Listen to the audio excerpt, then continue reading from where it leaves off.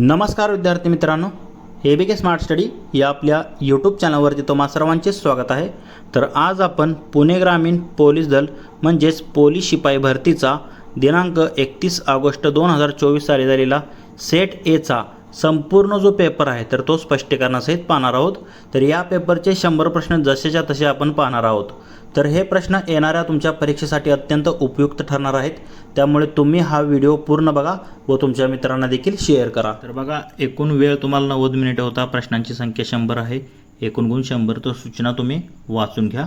आपण आता डायरेक्ट प्रश्नांकडेच वळूयात। तर बघा, प्रश्न पहिला आहे, सरकारी महसूल म्हणजेच सरकारी खर्चापेक्षा जास्त असेल तर त्याला टिंब अंदाजपत्रक म्हणतात। म्हणजे महसूल जो खर्चापेक्षा सरकारी म्हणजे उत्पन्न जास्त असेल, महसूल म्हणजे काय, सरकार महसुली उत्पन्न हे सरकारी खर्चापेक्षा जास्त असेल तर त्याला आपण कसलं म्हणतो, तर त्याला शिल्कीचे अंदाजपत्रक असं आपण म्हणतो। म्हणजे उत्पन्न जास्त आणि खर्च जर कमी असेल तर त्याला आपण काय म्हणतो, शिल्कीचे अंदाजपत्रक म्हणतो। याच्या विरुद्ध जर पाहिलं समतोल म्हणजे काय, जेवढं उत्पन्न असतं तेवढाच खर्च असतो। आणि तुटेचे म्हणजे काय, जेव्हा तुमचं उत्पन्न कमी असतं आणि खर्च जास्त असतो तर त्याला आपण तुटीचे अंदाजपत्रक असे म्हणतो। तर हे काही अंदाजपत्रकाचे प्रकार आहेत। तर असमतोल असं काही नसतं बघा, समतोल, तुटीचं आणि शिल्की असतं। तर जेव्हा महसुली उत्पन्न हे सरकारी खर्चापेक्षा जास्त असते तेव्हा ते शिल्की असतं। ऑप्शन ए या प्रश्नाचं उत्तर असेल। पुढील प्रश्न पाहूया, प्रश्न क्रमांक 2 बघा, फॅरेडेचा विद्युत अपघटन नियम कशाशी संबंधित आहे? तर फॅरेडेज लॉ तुम्हाला माहिती आहे, तर तो सममूल्य भाराशी संबंधित आहे। ऑप्शन ए मध्ये दिलेला आहे। तर फॅरेडेचा नियम काय सांगतो बघा, त्याचा दुसरा नियम आहे तो, तर जेव्हा समान प्रमाणात वीज वेगवेगळ्या द्रावणातून प्रवाहित केली जाते तेव्हा जमा होणाऱ्या पदार्थाचे वजन त्यांच्या सममूल्य भाराच्या, म्हणजे त्याला आपण इक्विव्हॅलंट वेट म्हणतो, त्याच्या थेट प्रमाणात असते। हा फॅरेडेचा दुसरा नियम आहे। तर त्याच्याशी सममूल्य भाराचा संबंध, त्यालाच आपण फॅरेडेचा विद्युत अपघटन नियम म्हणतो, जो की सममूल्य भार म्हणजे इक्विव्हॅलंट वेट याच्याशी संबंधित आहे। ऑप्शन ए या प्रश्नाचं उत्तर असेल। पुढील प्रश्न पाहूया, प्रश्न क्रमांक 3 ध्वनी तरंगाचे प्रसारण टिंबमधून होत नाही। तर बघा, ध्वनीचं जर तुम्ही प्रसारण पाहिलं तर निर्वात पोकळी, ज्याला आपण काय म्हणतो इंग्लिशमध्ये, ज्याला आपण व्हॅक्यूम म्हणतो, निर्वात पोकळी, तर त्या निर्वात जागेतून ध्वनी तरंगाचं प्रसारण होत नाही। पण तुम्ही जर पाहिलं तर सर्वात जास्त ध्वनीचा वेग स्थायूमध्ये असतो, त्यानंतर द्रवामध्ये असतो आणि त्यानंतर वायूमध्ये असतो। म्हणजे सर्वात जास्त कशात असतो हे लक्षात ठेवा, स्थायूमधून ध्वनीचा सर्वाधिक वेगाने प्रसारण होतं। ऑप्शन डी या प्रश्नाचं उत्तर असणार आहे। तर ध्वनी तरंगाचे प्रसारण निर्वात जागेमधून होत नाही। पुढील प्रश्न पाहूया, प्रश्न क्रमांक 4 टिंब हा दिवस जागतिक ग्राहक दिन म्हणून ओळखला जातो। तर जागतिक ग्राहक दिन हा आताच मार्च महिन्यात पार पडला बघा, तर तो 15 मार्चला असतो। जागतिक ग्राहक दिन हा कधी ओळखला जातो, तर 15 मार्चला जागतिक ग्राहक दिन हा ओळखला जातो। ऑप्शन बी या प्रश्नाचं उत्तर असणार आहे। तसेच 10 डिसेंबरला मानवी हक्क दिन असतो, हे देखील लक्षात ठेवा। पुढील प्रश्न पाहूया, प्रश्न क्रमांक 5 खालीलपैकी कोणता रक्तगट सर्वाधिक दाता आहे? म्हणजे सर्वांना ज्याचे रक्त देता येते असा कोणता गट असतो सर्वयोग्य दाता, ज्याला आपण म्हणतो, तर तो ओ गट असतो। तर बघा, ओ गटाचं रक्त जे आहे तर ते सर्वांना चालतं, एला, एबीला, बीला आणि स्वतः ओला, म्हणजे सर्व रक्तगटांशी जुळणारा हा रक्तगट आहे, म्हणून त्याला सर्वयोग्य दाता म्हणतात। पण एबी हा रक्त जो गट आहे ना, तर त्याला फक्त एबीचंच रक्त लागतं, म्हणजे तो सर्व योग्य ग्राही, एबी नाही तर सर्वांचं रक्त त्याला चालतं, एचं चालतं, एबीचं चालतं, ओचं चालतं, बीचं, म्हणजे सर्व योग्य ग्राही म्हणजे घेणारा कोण आहे, एबी, आणि सर्वांना देणारा कोण आहे, ओ, हे लक्षात ठेवा। सर्व योग्य दाता म्हणलं तर ओ आणि घेणारा म्हणजे ग्राही म्हणलं तर एबी, हे लक्षात ठेवा। तर याचं ऑप्शन सी प्रश्नाचं उत्तर असेल, सर्व योग्य सार्वत्रिक दाता ज्याला म्हणतो तर ओ रक्तगट असतं। पुढील प्रश्न क्रमांक 6 बघा, तर चॅट जीपीटी कशाशी संबंधित आहे? आता सर्व तुम्ही मोबाईल वापरता त्यामुळे तुम्हाला चॅट जीपीटी आहे। तर चॅट जीपीटी हे काय, एआयचं एक टूल आहे बघा, आर्टिफिशियल इंटेलिजन्स आहे, ज्यामध्ये तुम्ही म्हणजे अत्याधुनिक म्हणजे त्याचा एआय मोड वगैरे, म्हणजे एआयद्वारे डायरेक्ट तुम्हाला ह्यातून तुमची कामे सोपी केली जातात चॅट जीपीटीद्वारे। तर हे कशाशी संबंधित आहे? आर्टिफिशियल इंटेलिजन्स, एआयशी संबंधित आहे। पुढील प्रश्न पाहूया, प्रश्न क्रमांक 7 कृष्णा काठ हे आत्मचरित्र कोणाचे आहे? तर कृष्णाकाठ हे आत्मचरित्र जे आहे तर आपले महाराष्ट्राचे पहिले मुख्यमंत्री कोण? यशवंतराव चव्हाण यांनी लिहिलेलं आहे बघा. त्यांचं आत्मचरित्र आहे कृष्णाकाठचे आत्मचरित्र. आणि त्यांची समाधी जी आहे तर ती प्रीतिसंगम या स्थळावरती, म्हणजे कराडमध्ये जर तुम्ही पाहिलं कृष्णा व कोयना या दोन नद्यांचा संगम होतो, तर त्या संगमावरती आधारित यशवंतराव चव्हाण यांची जी आहे तर ती समाधी आहे व ते कृष्णाकाठ हे आत्मचरित्र देखील त्यांचंच आहे, यशवंतराव चव्हाण यांचं. ऑप्शन बी या प्रश्नाचं उत्तर असेल.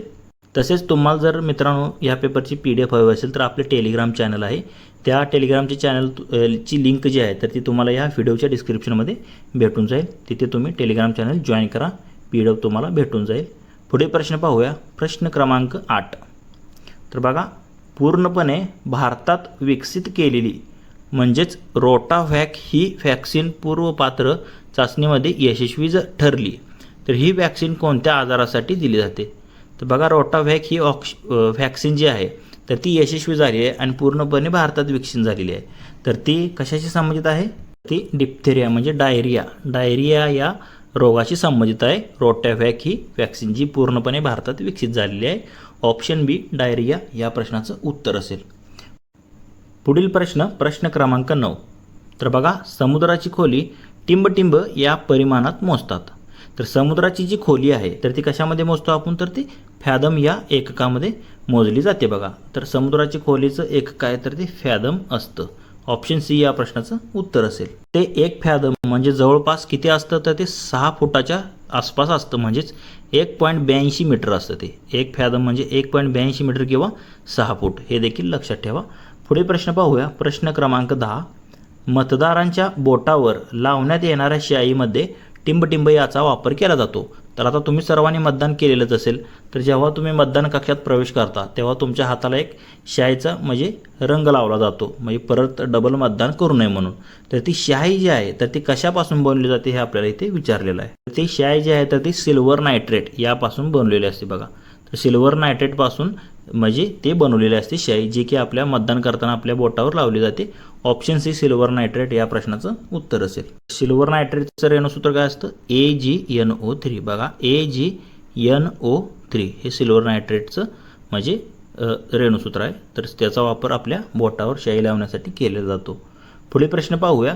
प्रश्न क्रमांक 11 बघा, नाशिक येथील शिलालेखात टिंब या सातवाहन राजाचा उल्लेख आहे. म्हणजे नाशिक येथे जे शिलालेख सापडलेले आहेत नाणेघाटात, तर तिथे नाणेघाट नाही तर नाशिक येथील जे शिलालेख आहेत तर ते तेथे एक सातवाहन राजा जो आहे तर त्याचा उल्लेख आहे.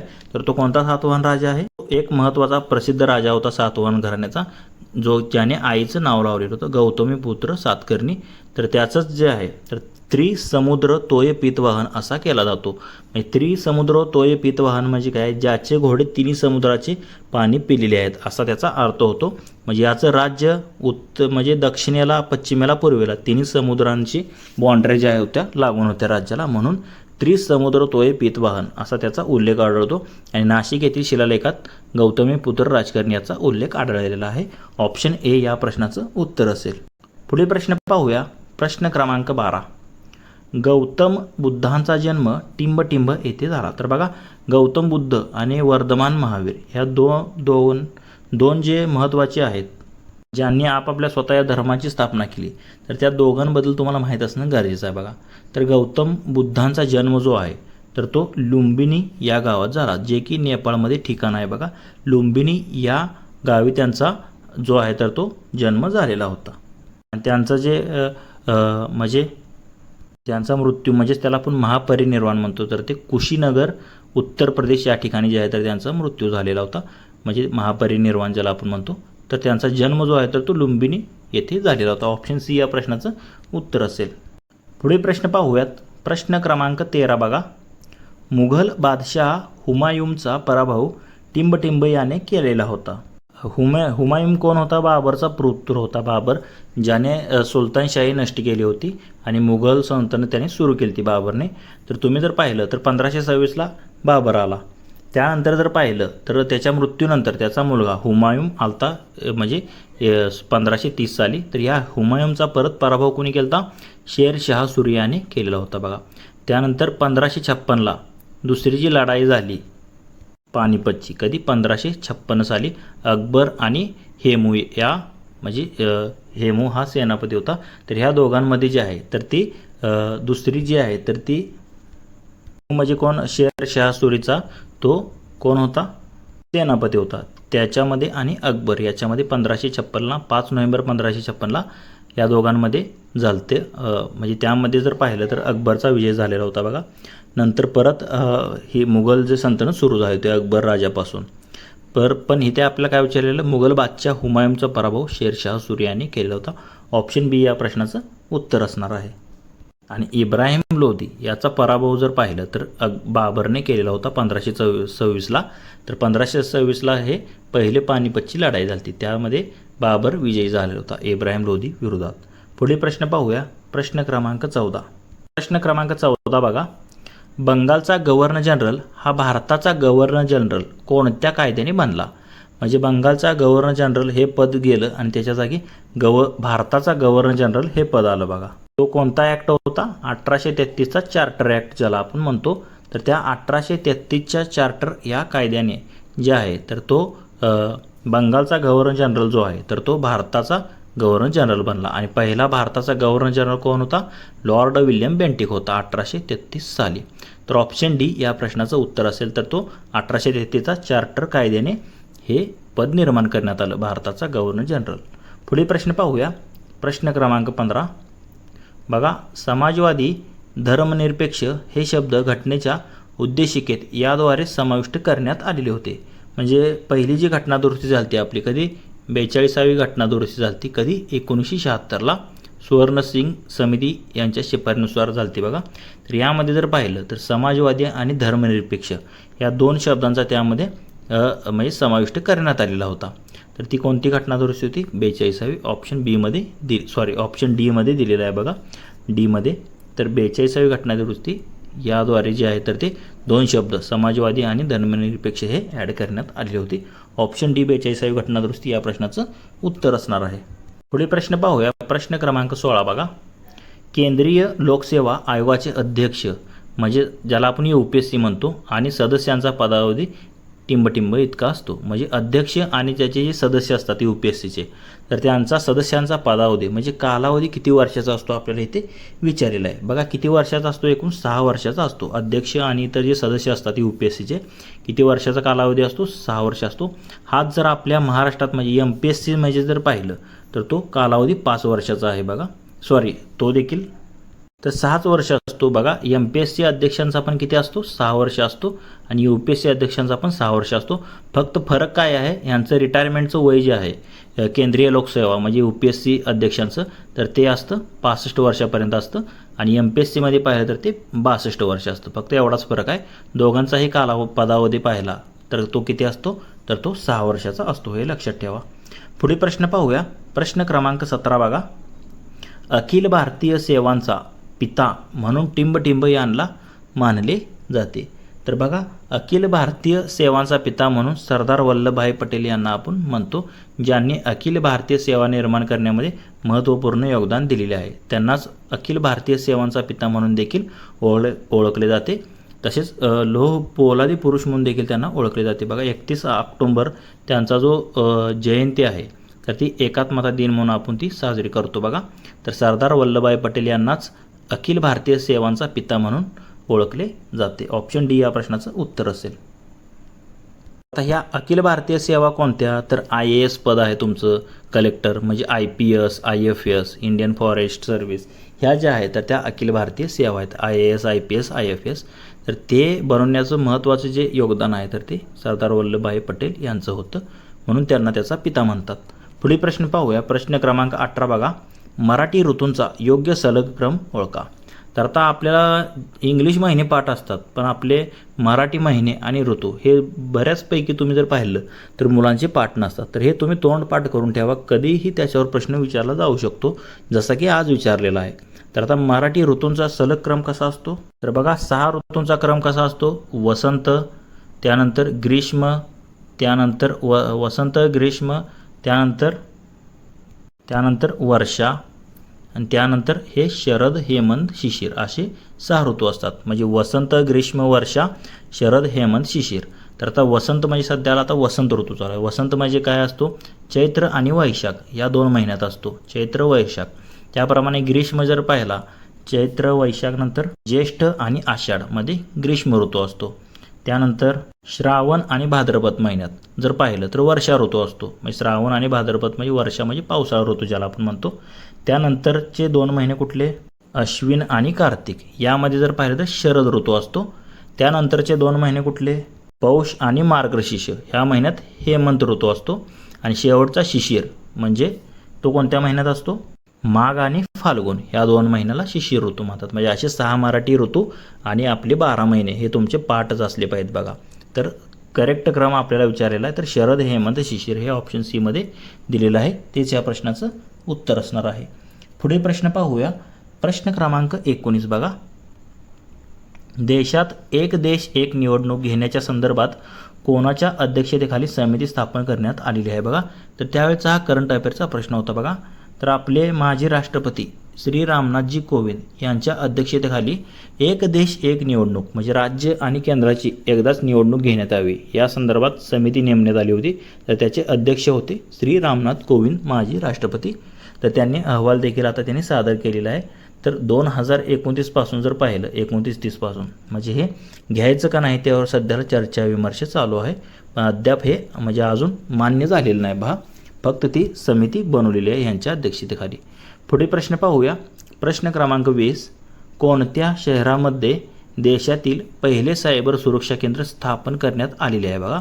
तर कोणतं शहर आहे ते, पंजाबची राजधानी चंदीगड. तर ह्या चंदीगड या ठिकाणी जर पाहिलं तर देशातील पहिले सायबर सुरक्षा केंद्र जे आहे तर ते स्थापन करण्यात आलेलं आहे चंदीगड या ठिकाणी. तर बघा पहिल्या ज्या काही घटना असतात म्हणजे ह्या राज्यानं हे पहिल्यांदा योजना सुरू केली, हे सुरू केलं, असे तुम्ही जे पहिल्या घटना असतात त्या तुम्ही लिहून ठेवत जावा. कारण त्यावरती प्रश्न विचारला जातो जसा की आत्ता विचारलेला आहे. तर हे पहिले सायबर सुरक्षा केंद्र कुठे आहे, तर चंदीगड या शहरात स्थापन करण्यात आलेलं आहे. पुढे प्रश्न पाहूया. प्रश्न क्रमांक 21 बघा. निवडणूक आयोगाने तरुणांना मतदान प्रक्रियेत सहभागी होण्यासाठी कोणत्या कॉमिक बुक पात्रांचे विशेष बुक लॉन्च केलेलं आहे बघा. म्हणजे तरुणांनी मतदानामध्ये प्रक्रियेत सहभाग घ्यावा आणि जास्तीत जास्त मतदान करावं यासाठी एक कॉमिक बुक पात्राचं विशेष बुक लॉन्च केलेलं आहे. तर त्याचं नाव काय आहे, त्याचं नाव आहे चाचा चौधरी आणि साबू. तर आता चाचा चौधरी आणि साबू हे पात्र तुम्हाला माहितीच असतील. तर त्या नावाने जे आहे तर ती कॉमिक बुक जे आहे तर ते त्या पात्रांचे विशेष बुक जे आहे तर ते लॉन्च केलेलं आहे. चाचा चौधरी आणि साबू यांचे पात्र घेतलीत आणि ते पात्र वापरून ते बुक पुस्तक तयार केलेलं आहे. कशासाठी, तरुणांनी सहभाग घेण्यासाठी. चाचा चौधरी आणि साबू ऑप्शन म्हणजे हे डी येईल उत्तर. ए व बी दोघांचा समावेश आहे त्या कॉमिक बुकमध्ये. ऑप्शन डी या प्रश्नाचं उत्तर असेल. बघा या पुस्तकाबद्दल जर पाहिलं तुम्ही तर बघा चाचा चौधरी हे कॅरेक्टर काय असतं, कॉमिक्समधील मुख्य आणि बुद्धिमान पात्र असतं. आणि साबू चाचा चौधरींचा अत्यंत बलवान मित्र जो ज्युपिटर ग्रहावरून आलेला दाखवला जातो. तर या पुस्तकाचे वैशिष्ट्य काय आहेत बघा. तरुण आणि नव मतदारांना निवडणूक प्रक्रियेची माहिती देणे, तसेच मतदानाचे महत्त्व त्यांना समजावून सांगणे, पटवून देणे, तसेच फेक न्यूज आणि सोशल मीडियावरील अफवांवर त्यांनी विश्वास ठेवू नये त्यावर देखील म्हणजे जनजागृती केलेली आहे ह्या पुस्तकाद्वारे. तर आता पुढील प्रश्न पाहूयात आपण बघा. प्रश्न क्रमांक 22.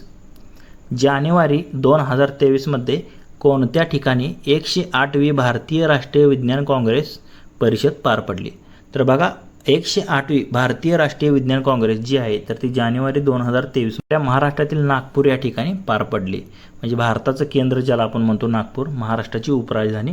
तर या नागपूर या ठिकाणी जानेवारी 2023 मध्ये 108वी भारतीय राष्ट्रीय विज्ञान काँग्रेस जी आहे तर ती पार पडली होती. नागपूर ऑप्शन बी या प्रश्नाचं उत्तर असेल. तर तुकडोजी महाराज जे विद्यापीठ आहे, राष्ट्रसंत तुकडोजी महाराज विद्यापीठ, त्या ठिकाणी पार पडली होती. पुढील प्रश्न पाहूया. प्रश्न क्रमांक 23 बघा. राज्य शासनाच्या महत्त्वाकांक्षी मुख्यमंत्री सौर कृषी वाहिनी योजनेअंतर्गत पहिला सौर ऊर्जा प्रकल्प कोणत्या ठिकाणी कार्यान्वित करण्यात आलेला आहे. बघा कोणती योजना आहे, राज्य शासनाची आपली महत्त्वाकांक्षी मुख्यमंत्री सौर कृषी वाहिनी योजना. तर या अंतर्गत पहिला सौर ऊर्जा प्रकल्प जो आहे तर तो कुंभोज कोल्हापूर या ठिकाणी जर पाहिलं तर तो पहिला प्रकल्प या ठिकाणी कार्यान्वित करण्यात आलेला आहे आपल्या राज्यामध्ये मुख्यमंत्री सौर कृषी वाहिनी योजनेअंतर्गत. ऑप्शन सी या प्रश्नाचं उत्तर असेल कुंभोज कोल्हापूर. पुढे प्रश्न पाहूया. प्रश्न क्रमांक 24 बघा. लोणार सरोवर हे कोणत्या खडकापासून बनलेले आहे? तर आपल्याला सर्वालाच माहिती आहे लोणार सरोवर जे आहे तर ते उल्कापातामुळे निर्माण झालेलं खाऱ्या पाण्याचं सरोवर आहे, जे की बुलढाणा या जिल्ह्यात आहे बघा. तर आता ते कोणत्या खडकापासून बनलेलं आहे? बेसॉल्ट या खडकापासून बनलेलं आहे. म्हणजे आपलं महाराष्ट्र पठार जे बनलेलं आहे बेसॉल्टपासून, तर ते लोणार सरोवर देखील बेसॉल्ट या खडकापासून बनलेलं आहे. ऑप्शन ए या प्रश्नाचं योग्य उत्तर असेल. थळघाट म्हणजेच कसारा घाट ज्याला आपण म्हणतो, तर तो मुंबई नाशिक या हायवेवर, म्हणजेच त्याला आपण काय म्हणतो, कोणता, NH 160.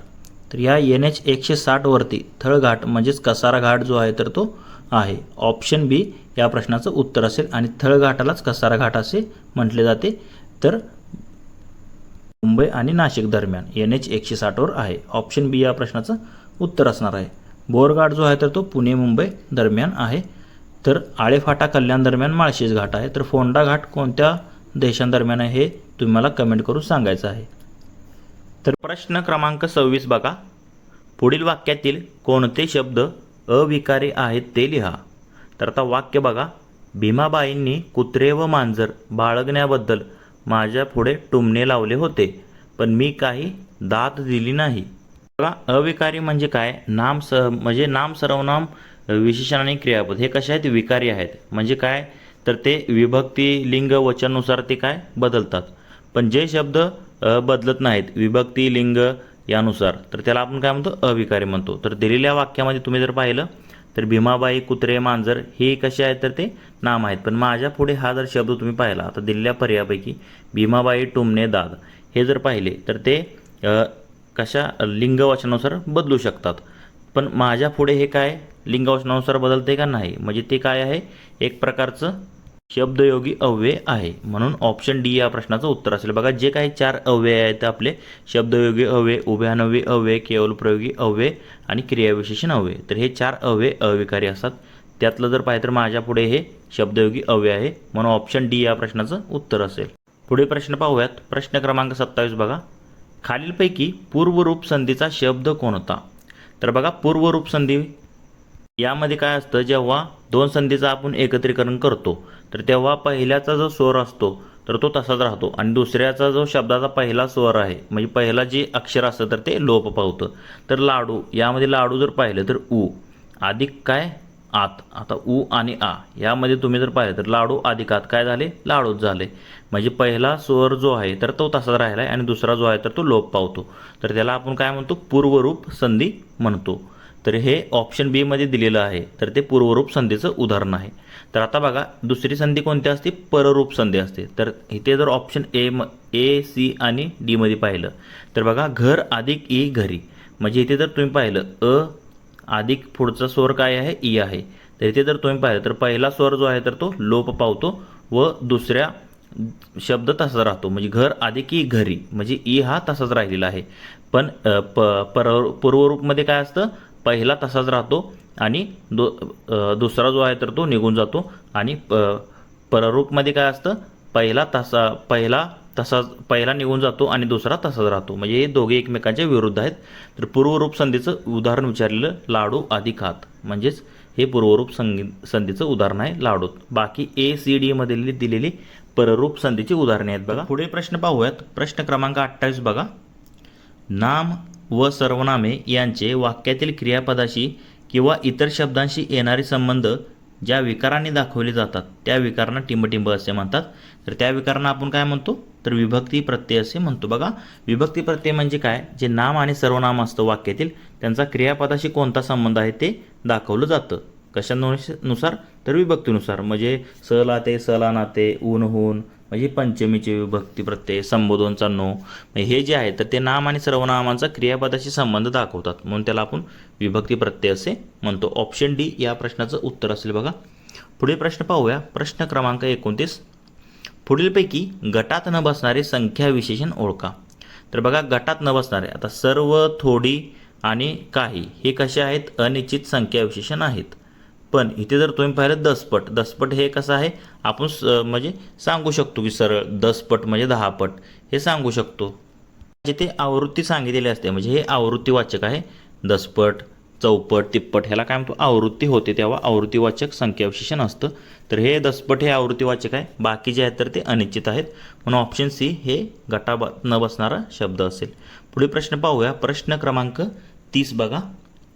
जवळ ये की मार बसलाच म्हणून समज या वाक्याचा काळ ओळखा. बघा, जवळ ये की मार बसलाच म्हणून समज म्हणजे ह्याला काय म्हणतो आपण, जवळ ये म्हणजे भविष्यात घडणारी लगेच घडणारी क्रिया असते, तर त्याला आपण काय म्हणतो निसंशय भविष्यकाळ म्हणतो. काय म्हणतो, निसंशय भविष्यकाळाचं हे उदाहरण आहे. जवळ ये की मार बसलाच म्हणून समज, म्हणजे जवळ आला की मार बसला म्हणून समज म्हणजे हे काय म्हणजे लगेच घडणारी घटना असते भविष्यात, त्याला आपण निसंशय भविष्यकाळ असे म्हणतो. ऑप्शन सी या प्रश्नाचं उत्तर असणार आहे.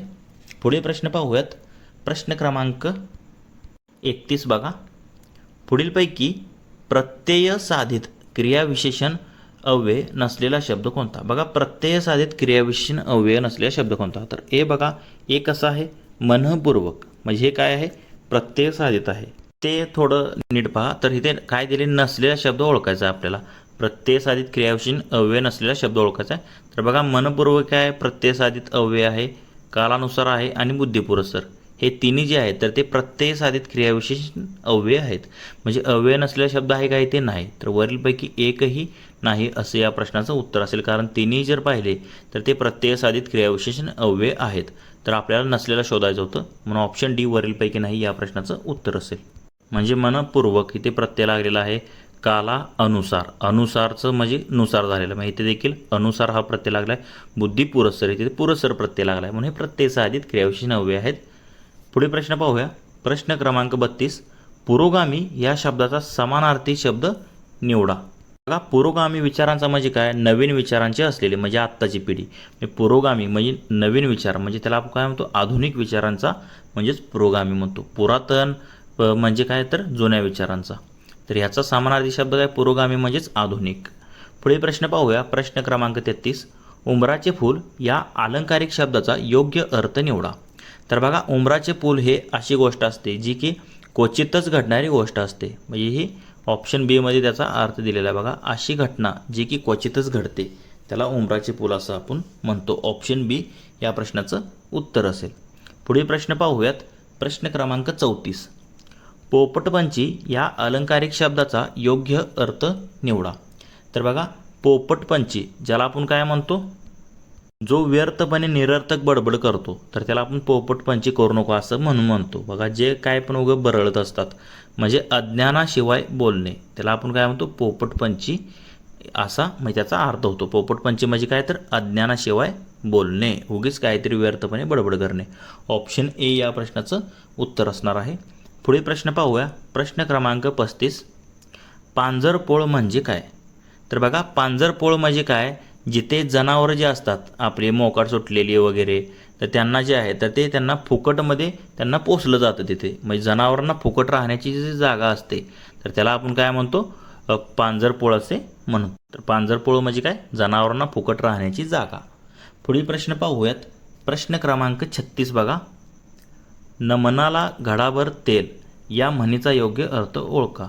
तर बघा, म्हणीवरती आधारित हा प्रश्न आहे. बघा, तर नमनाला घडाभर तेल म्हणजे काय असतं, एखादं कार्य तुम्ही पार पाडताय तर त्याच्या सुरुवातीलाच जास्त जर खर्च झाला तर तेव्हा आपण ही म्हण वापरतो. म्हणजेच नमनाला घडाभर तेल म्हणजे एखाद्या कामाच्या आरंभालाच जादा खर्च होणे म्हणजेच नमनाला घडाभर तेल अशी म्हण आपण वापरतो.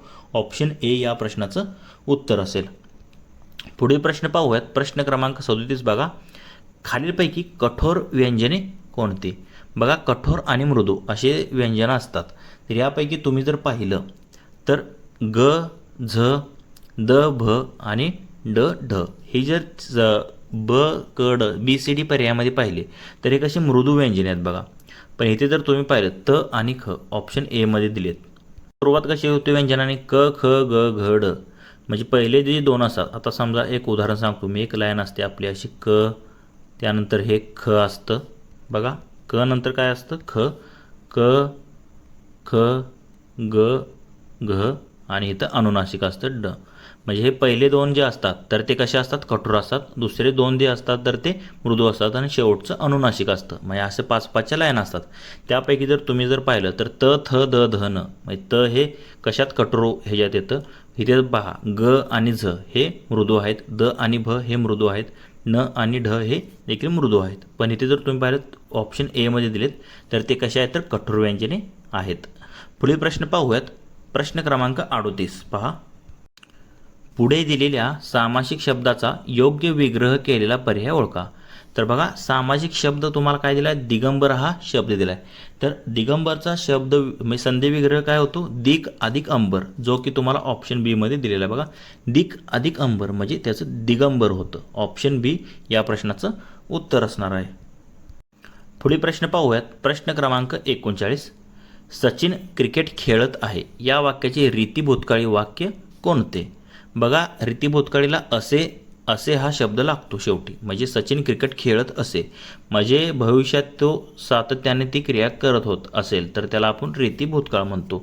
बघा भूतकाळ म्हणजे सचिन क्रिकेट खेळत असे म्हणजे सध्याचं वर्तमान, रीती वर्तमान काळात सांगायचं झालं तर सचिन क्रिकेट खेळत असतो आणि सचिन क्रिकेट खेळत जाईल असं हे म्हणजे भविष्यकाळात येतं. तर आपल्याला भूतकाळात विचारले सचिन क्रिकेट खेळत असे हे रीती भूतकाळाचं उदाहरण होईल. ऑप्शन बी या प्रश्नाचं उत्तर असणार आहे. पुढील प्रश्न पाहूयात. प्रश्न क्रमांक 40 बघा. खालीलपैकी क्रियापदाचा विध्यर्थ अर्थ असणारे वाक्य निवडा. विध्यर्थ अर्थ असणारं वाक्य कसं ओळखायचं, जेव्हा क्रियापदाला वा, वी, वे प्रत्यय असतात. वा, वी आणि वे हे शेवटी प्रत्यय असतात तर ते विद्यार्थी वाक्य असतं. म्हणजे ज्यामधून क्रियापदावरून आपल्याला म्हणजे कर्तव्य योग्यता याचा बोध होतो. तर इथे जर तुम्ही पाहिलं तर मुलांनी खरे बोलावे, वा वे प्रत्यय लागला आहे. बघा वा वी वे प्रत्यय असलं का क्रियापदाला तर ते विद्यार्थी असते, एवढं लक्षात ठेवा. ऑप्शन सी या प्रश्नाचं उत्तर असेल. मुलांनी खरे बोलावे हे विध्यर्थ अर्थ असणारे वाक्य आहे क्रियापदाचा. पुढील प्रश्न पाहूयात. प्रश्न क्रमांक 41 बघा. तर काय दिलेलं आहे, आरशातील चांदण्या जणू फुलांची पखरण या उदाहरणातून कोणता अलंकार दिसून येतो. तर बघा हे कोणतं उत्प्रेक्षा अलंकाराचं उदाहरण आहे. बघा जणू, गमे, भासे, वाटे यासारखे जे जर शब्द आले असतील वाक्यामध्ये तर ते कसं असतं तर उत्प्रेक्षा अलंकाराचं उदाहरण असतं. तर बघा उत्प्रेक्षा अलंकार म्हणजे काय, तेव्हा होतो जेव्हा दोन वस्तूंची तुलना करताना उपमेय म्हणजे ज्याची तुलना करायची आहे ते आणि हे जणू काही उपमानच आहे. म्हणजे उपमेय हे जणू उपमानच आहे. उपमान म्हणजे काय, ज्याच्याशी तुलना करतो तो. उपमेय म्हणजे ज्याची तुलना करायची आहे ते. म्हणजे उपमेय हे जणू उपमानच आहे अशी तुलना अशी कल्पना केलेली असते तर तिथे उत्प्रेक्षा अलंकार होतो. म्हणजे ओळखण्याच्या खुणा आत्ताच मी तुम्हाला सांगितल्या होत्या. बघा अलंकारात जणू, गमे, भासे, वाटे असे की शब्द येतात, त्यावरून तुम्ही हा अलंकार ओळखू शकता. अजून उदाहरण सांगायचं झालं तर ती गुलाबी उषा म्हणजे जणू देवाचे पाऊलच. अर्धाकृती चंद्राला पाहून वाटते जणू आकाशाची कपाळ पाटीच. म्हणून ऑप्शन ए या प्रश्नाचं उत्तर असेल, कारण इथे जणू हा शब्द दिलेला आहे. दृष्टांत म्हणजे जेव्हा आपण एखादा दाखला देतो तर तेव्हा दृष्टांत अलंकार असतो. यमक म्हणजे कवितेच्या चरणाशेवटी शब्द चमत्कृती साधलेली असते, तुम्ही पाहिले असेल यमक अलंकार. आणि उपमा अलंकार यामध्ये जर पाहिलं तर बघा उपमा अलंकार म्हणजे काय, जेव्हा दोन वस्तूत किंवा कृतीत साम्य जे असते, सारखेपणा दाखवण्यासाठी सारखा, सारखी, गत, सम, सदृश, जसा, तशी यासारख्या शब्दांचा वापर केला जातो तेव्हा उपमा अलंकार होतो. थोडक्यात काय तर एका वस्तूची तुलना दुसऱ्या वस्तूची करणे म्हणजेच एकाची उपमा दुसऱ्याला देणे, त्याला आपण उपमा अलंकार म्हणतो. म्हणजे ओळखण्याच्या खुणा काय तर यामध्ये सारखा, सारखी, सारखे, गत, सम, सदृश, जसा, जशी, जेवी याप्रमाणे शब्द असतात. आणि उदाहरण सांगायचं झालं तर मुंबईची घरे मात्र लहान कबुतराच्या खुराड्यांसारखीच. म्हणजे मुंबईच्या घराची तुलना जी आहे तर ती कबुतराच्या खुराड्याशी केलेली दिसते. म्हणजे सारखी इथे शब्द आला आहे बघा, त्यावरून देखील आपण हा उपमा अलंकार ओळखू शकतो. तर या प्रश्नाचं उत्तर काय असेल तर उत्प्रेक्षा अलंकाराचं उदाहरण आहे ते. पुढील प्रश्न पाहूयात. प्रश्न क्रमांक 42 पहा. घाशीराम कोतवाल व सखाराम बाईंडर या नाटकाचे नाटककार कोण आहेत. बघा हे जे प्रसिद्ध म्हणजे लेखक आहेत तर ते विजय तेंडुलकर यांची जे आहे तर ते नाटक आहेत घाशीराम कोतवाल आणि सखाराम बाईंडर. बघा महत्त्वाची पुस्तके असतील तसेच नटसम्राट हे नाटक जे आहे तर ते कुसुमाग्रज म्हणजे वि वा शिरवाडकर यांचं आहे. तसेच पु ल देशपांडे यांची काही महत्त्वाची पुस्तके म्हणा किंवा प्रकेत्र्यांची पुस्तके, म्हणजे लेखक हे कोणत्या पुस्तकाचे, कवितेचे किंवा नाटकाचे लेखक कोण आहे ते तुम्हाला माहीत असणं गरजेचं आहे. तर पुढे प्रश्न पाहूयात. प्रश्न क्रमांक 43. खालील शब्दातील धातुसाधित विशेषण कोणते? तर बघा, धातुसाधित विशेषण ते जर तुम्ही पाहिलं तर पिकलेला आंबा किंवा पडका किल्ला, जे की ऑप्शन डी मध्ये तुम्हाला दिलेलं आहे. म्हणजे धातूंचा अगोदर विशेषण, म्हणजे धातूचा वापर विशेषण म्हणून केलेला असतो. पिकलेला, लाजरी मुलगी, लाजणारी मुलगी, म्हणजे हे जे आहेत तर ते धातू आहेत आणि त्यांचा विशेषणासारखा वापर केलेला असतो नामाच्या अगोदर. म्हणजे पडका किल्ला हे काय आहे दिलेल्या चार जर पाहिलं, स्वप्नाळू मुलगा, लबाड कोल्हा, निरोगी मूल, ह्यापैकी जर पाहिलं तर हे पडका हे काय धातुसाधित विशेषण आहे, पडका किल्ला. ऑप्शन डी या प्रश्नाचं उत्तर असेल. किंवा हसरी मुलगी, हसरा मुलगा, हे जे असे धातुसाधित विशेषण असून काही त्याचे प्रकार आहेत. बघा, पुढील प्रश्न पाहूयात. प्रश्न क्रमांक 44. पुढील वाक्यातील प्रयोग ओळखा. तर प्रयोगावरती आधारित प्रश्न आहे. गुरुजींनी मुलांना शिकवले. तर बघा, शिकवणारे कोण आहेत? गुरुजी आहेत. त्यांना प्रत्यय लागलेला आहे म्हणून कर्त्याला प्रत्यय असेल तर कर्तरी प्रयोग नाही. हा कोणाला शिकवतात? मुलांना. मुलांना देखील प्रत्यय आहे. जेव्हा कर्त्याला आणि कर्माला दोघांना प्रत्यय असतो तर ती कोणते वाक्य असतं तर ते बाह्यप्रयोगाचं उदाहरण असतं. ज्यामध्ये तुम्ही जर पाहिलं तर क्रियापद जे असतं तर ते तृतीय पुरुषी नपुंसकलिंगी एकवचनीच असते, जे की बदलत नाही. कर्ता किंवा कर्माच्या लिंगवचनात बदल केला तरी क्रियापद तसेच राहते, तेव्हा भाव्यप्रयोग असतो. ऑप्शन सी या प्रश्नाचं उत्तर असेल. तर हे भाव्यप्रयोगाचं उदाहरण आहे. पुढील प्रश्न पाहूयात. प्रश्न क्रमांक 45. बघा, पुढीलपैकी कोणते वाक्य केवळ वाक्य नाही? तर बघा, केवळ वाक्यामध्ये यामध्ये एकच कर्ता आणि एकच क्रियापद असतं, म्हणजे तो अभ्यास करतो. हे काय केवळ वाक्य आहे. त्याप्रमाणे तो खूप वेळ अभ्यास करतो, हे देखील केवळ वाक्य आहे. आणि इथे जर तुम्ही पाहिलं, तुला अभ्यास झाला की मी येतो. बघा, तुला अभ्यास झाला की मी येतो, यात जर तुम्ही पाहिलं एक गौण आणि एक प्रधान वाक्य आहे, म्हणजे हे केवळ वाक्याचा प्रकार नाही तर हे मिश्र वाक्याचा प्रकार आहे. तुझा अभ्यास झाला की मी येतो. तर ऑप्शन सी या प्रश्नाचं उत्तर असेल. तर केवळ वाक्य नसलेलं निवडायचं होतं. पुढील प्रश्न क्रमांक 46. बघा, पुढील सामासिक शब्दाचा समास ओळखा. तर सामासिक शब्द दिलेला आहे क्षणोक्षणी. तर क्षणोक्षणी म्हणजे काय? प्रत्येक क्षणाला असं म्हणतो.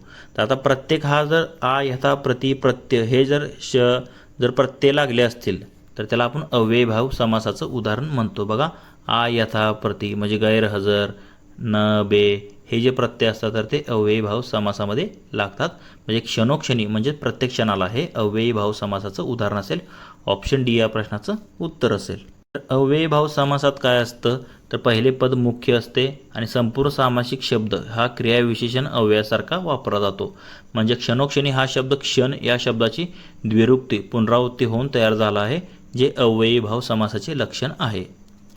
तर बहुव्रीही समासामध्ये जे आहे तर ते दोन्ही पदे जे असतात दिलेल्या शब्दाची ती महत्त्वाची नसून वेगळ्याच पदाचा त्यामध्ये बोध होतो. म्हणजे गजानन, ज्याचे आनन म्हणजे मुख हे गजासारखे आहे असा तो, म्हणजे कोण? गणपती. असे शब्द हे बहुव्रीही समासात येतात. द्वंद्व या समासामध्ये जर पाहिलं तर त्याचे 3 प्रकार पडतात. जर द्वंद्व समासामध्ये दोन्हीही पदे महत्त्वाचे असतात, म्हणजे पाप, पुण्य, न्याय, अन्याय असे शब्द हे द्वंद्व समासात येतात. तर तत्पुरुष समासामध्ये जर पाहिलं तर दुसरे पद महत्त्वाचे असते, हे लक्षात ठेवा. तर इथे पहिले पद महत्त्वाचं आहे म्हणून हे अव्ययीभाव समासाचं उदाहरण असेल. पुढील प्रश्न पाहूयात. प्रश्न क्रमांक 47. रोग्याची शुश्रूषा करणारी या शब्द समूहाबद्दल एक शब्द कोणता? बघा, रोग्याची शुश्रूषा म्हणजे काय? सेवा करणारी. आता रोग्याची सेवा करणारी त्याला आपण काय म्हणतो? परिचारिका म्हणतो, जे की ऑप्शन डी मध्ये दिलेलं आहे. ज्यालाच आपण नर्स म्हणतो, म्हणजे परिचारिका, रोग्यांची शुश्रूषा करणारी. ऑप्शन डी या प्रश्नाचं उत्तर असेल. पुढील प्रश्न पाहूयात. प्रश्न क्रमांक 48. दुआब या एका शब्दाशी संबंधित शब्दसमूह ओळखा. तर बघा, दुआब म्हणजे त्याला काय म्हणतो? म्हणजे दोआब म्हणतो ज्याला. आता भूगोलमध्ये तुम्ही शिकला असाल. आता सिंधू नदी, सतलज नदी यांच्यामध्ये जर तुम्ही पाहिलं तर त्या 2 नद्यामधील जो भाग असतो तर त्याला दोआब असे ओळखले जाते. म्हणजे वेगवेगळे 5 ज्या नद्या आहेत, म्हणजे इतर उपनद्या, तर ते वेगवेगळ्या दोआब आहेत. बघा, त्या जो मधला भाग असतो 2 नद्यांच्या त्याला दोआब असे म्हटले जाते. ऑप्शन बी या प्रश्नाचं उत्तर असेल. पुढील प्रश्न पाहूयात. बघा, प्रश्न क्रमांक 49. बघा, पुढीलपैकी कोणता शब्द तद्भव शब्द नाही? तर शब्दसिद्धी आधारावरती म्हणजे शब्दसिद्धीवर हा प्रश्न आहे. बघा, तर तद्भव शब्द म्हणजे काय आधी तुम्हाला माहीत असलं पाहिजे. जे शब्द मराठीत आपल्या आले आहेत ते संस्कृतमधून बदलून आलेले आहेत, म्हणजे जशाच तसे न येता त्यामध्ये काहीतरी थोडा बदल होऊन आलेले आहेत, तर त्याला आपण तद्भव शब्द म्हणतो. तर आता इथे जर तुम्ही पाहिलं तर कन्या हा कसा शब्द आहे, तत्सम शब्द आहे, तो तद्भव शब्द नाही, म्हणून हेच आपलं उत्तर असेल. बाकी कर्ण हा म्हणजे जर पाहिलं तर तत्सम शब्द आहे, तर तो मराठीत येताना कान असा उल्लेख केला आहे, तर तो तद्भव झाला, संस्कृतमधून आलेला आहे. चक्रचं चाक म्हणजे विनंती त्यातून विनंती, म्हणजे हे देखील कसं आहे, हा म्हणजे तद्भव शब्द आहे. पण ऑप्शन ए मध्ये दिलाय कन्या, तर तो तत्सम शब्द आहे. बघा, विनंती हा शब्द जो आहे तर तो संस्कृतमधील विज्ञप्ती या शब्दापासून तयार झाला आहे. विज्ञप्तीपासून विनंती झालेला आहे, म्हणजे हा तद्भव आहे. तद्भव आणि हा तत्सम, ऑप्शन ए. पुढील प्रश्न पाहूयात. प्रश्न क्रमांक 50 बघा. बोलत असताना विचार मालिका तुटल्यास कोणते चिन्ह विरामचिन्ह वापरले जाते. तर बघा, विरामचिन्हावरती आधारित हा प्रश्न आहे. तर जेव्हा आपले बोलताना आपण अक्षर आपले तुटतात, शब्दमाला तुटते, तर तेव्हा आपण अपसरण चिन्ह वापरतो, म्हणजे अशी एक लाईन मारतो मध्ये आणि परत तो शब्द पुढे लिहितो, म्हणजे अक्षरमालिका तुटते तेव्हा आपण कोणते विरामचिन्ह वापरतो, अपसरण चिन्ह वापरतो.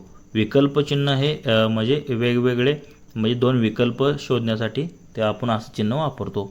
त्याप्रमाणे तर संक्षेप चिन्ह जे असतं तर ते एखाद्या मोठ्या शब्दात शॉर्ट फॉर्म जेव्हा आपण वापरतो तर तेव्हा ते संक्षेप चिन्ह वापरतो. लोप चिन्ह म्हणजे एखादा समजा तुमचा भाग जर शब्द गाळला असेल तर तिथे टिंब तुम्ही देता, तर त्याला लोप चिन्ह असे म्हणतात. तर यापैकी तुम्ही जर पाहिलं तर हे कशाचं उदाहरण आहे, विचार मालिका तुटते तेव्हा अपसरण चिन्ह आपण वापरतो. तर ऑप्शन बी या प्रश्नाचं उत्तर असेल. तर प्रश्न क्रमांक 51 बघा.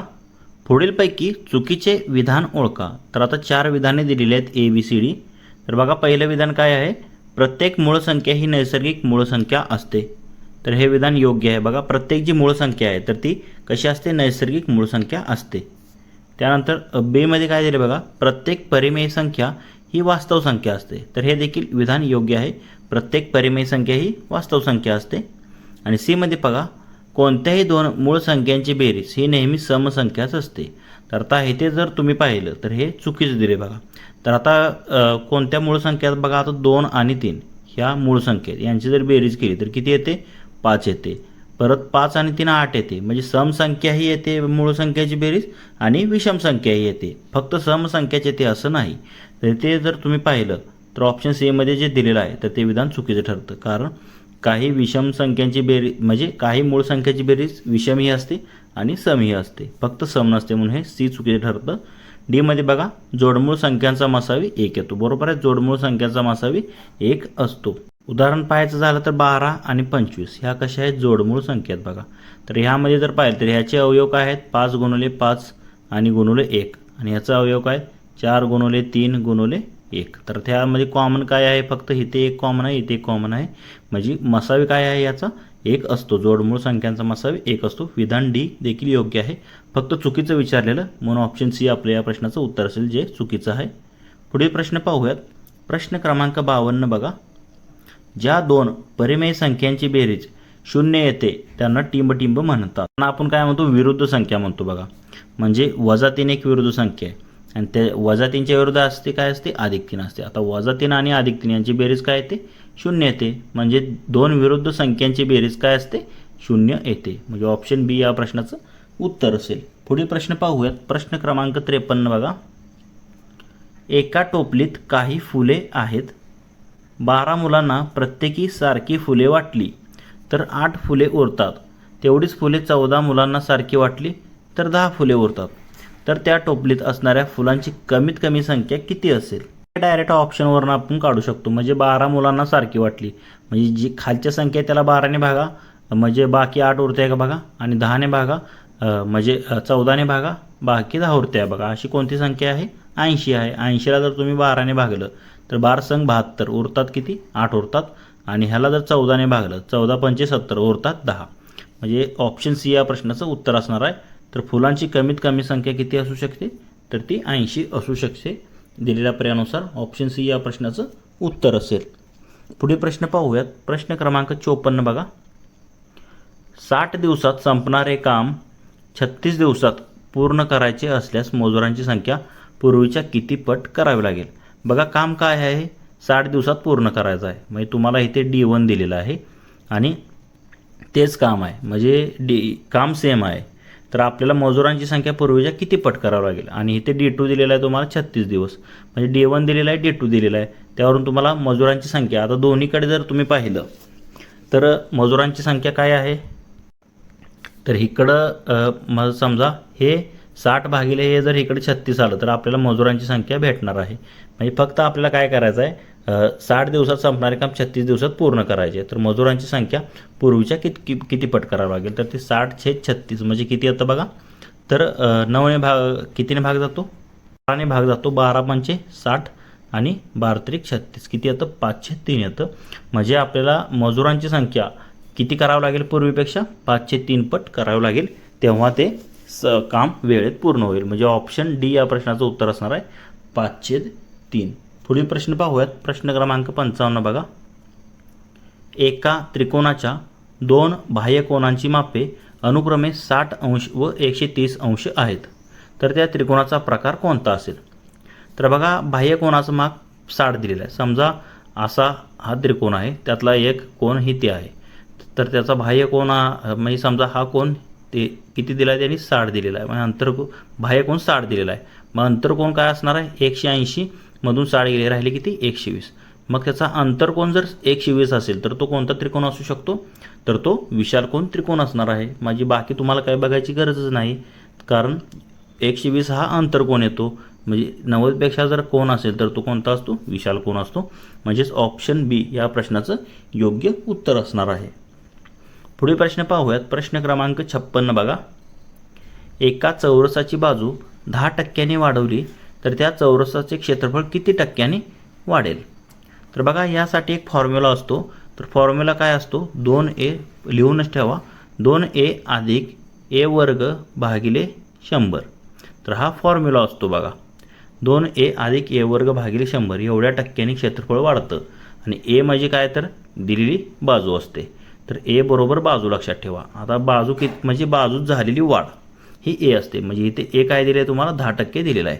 जिथे a आहे ना तिथे तुम्ही 10% ठेवा. आता सूत्र काय, 2a अधिक a² भागिले 100 म्हणजे किती होतं, हे 2a म्हणजे 10 दुनी हे 20 आलं, अधिक 10चा वर्ग 100 भागिले 100 किती येतं, 1. म्हणजे 10 दुनी 20 अधिक 1 किती आलं, 21. म्हणजे बघा, एका चौरसाची बाजू 10% वाढवली तर त्या चौरसाचे क्षेत्रफळ जे आहे तर ते 21% वाढणार आहे. म्हणजे ते कसं काढतो आपण, 2a अधिक a² भागिले 100. a म्हणजे काय, वाढलेली टक्केवारी बाजूची. तर 21% या प्रश्नाचं उत्तर असणार आहे. तर 21% तुम्हाला ऑप्शन ए मध्ये दिलेलं आहे, तेच या प्रश्नाचं उत्तर असेल. पुढील प्रश्न पाहूया. प्रश्न क्रमांक 57 बघा.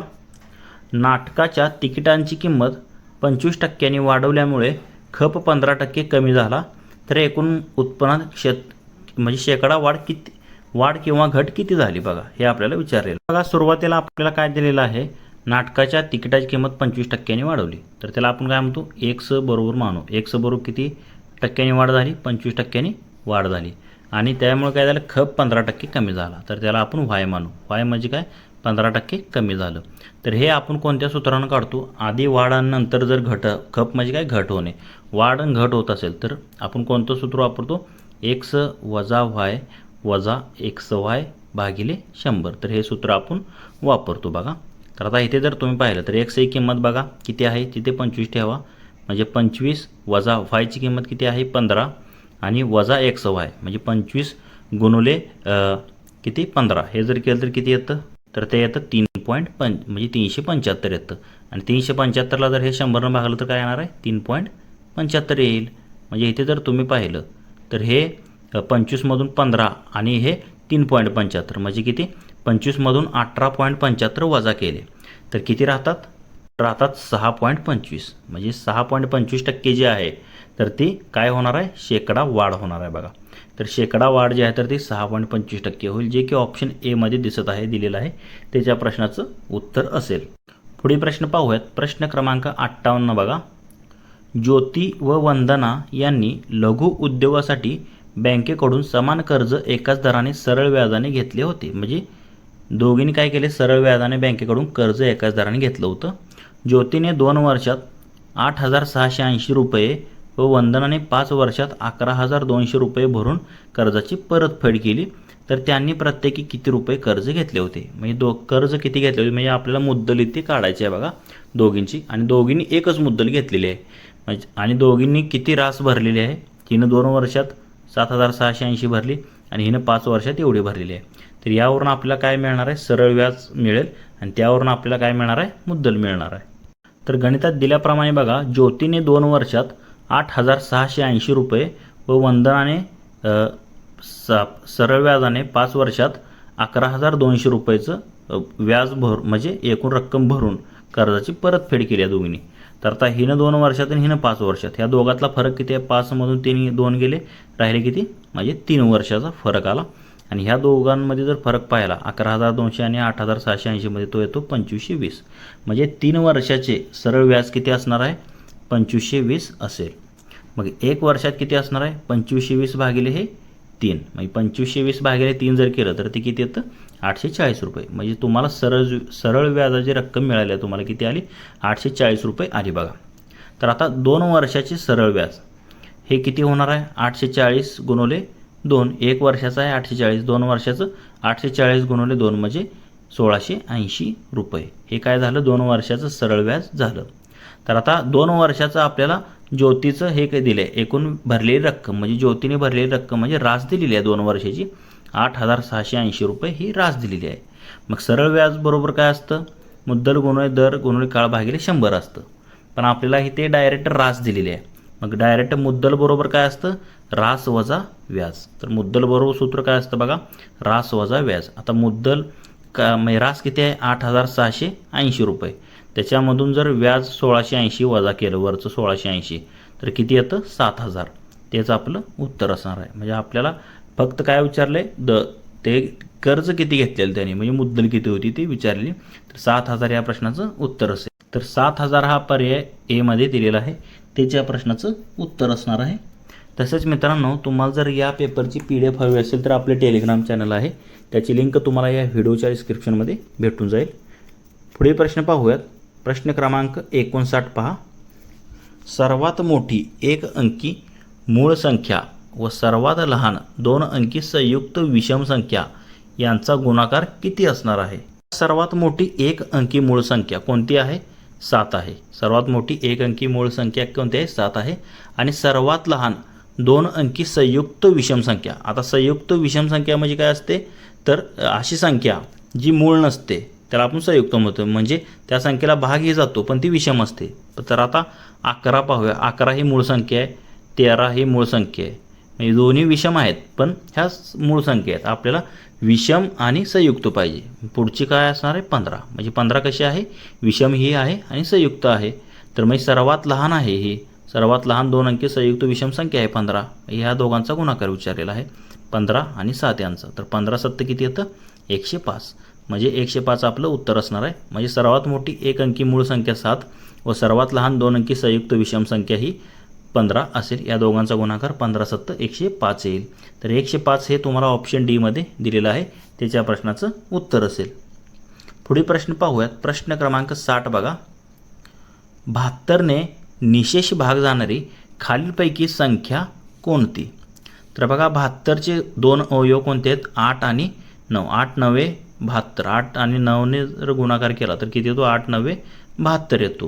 म्हणजे 8ची कसोटी आणि 9ची कसोटी काय असते, 8ची कसोटी काय असते, शेवटच्या 3 अंकाला जर 8ने भाग जात असेल तर त्या संपूर्ण संख्येला 8ने भाग जातो. आणि 9ची कसोटी म्हणजे 3 सारखी असते. दिलेल्या संख्येच्या म्हणजे संपूर्ण अंकांची जर बेरीज केली तर ती 9च्या पट्टीत असेल तर त्याला 9ने भाग जातो. तर बघा आता इथे जर तुम्ही पाहिलं तर ह्या 18 61 02 म्हणजे ह्या अशा 4 संख्या दिल्या आहेत तुम्हाला.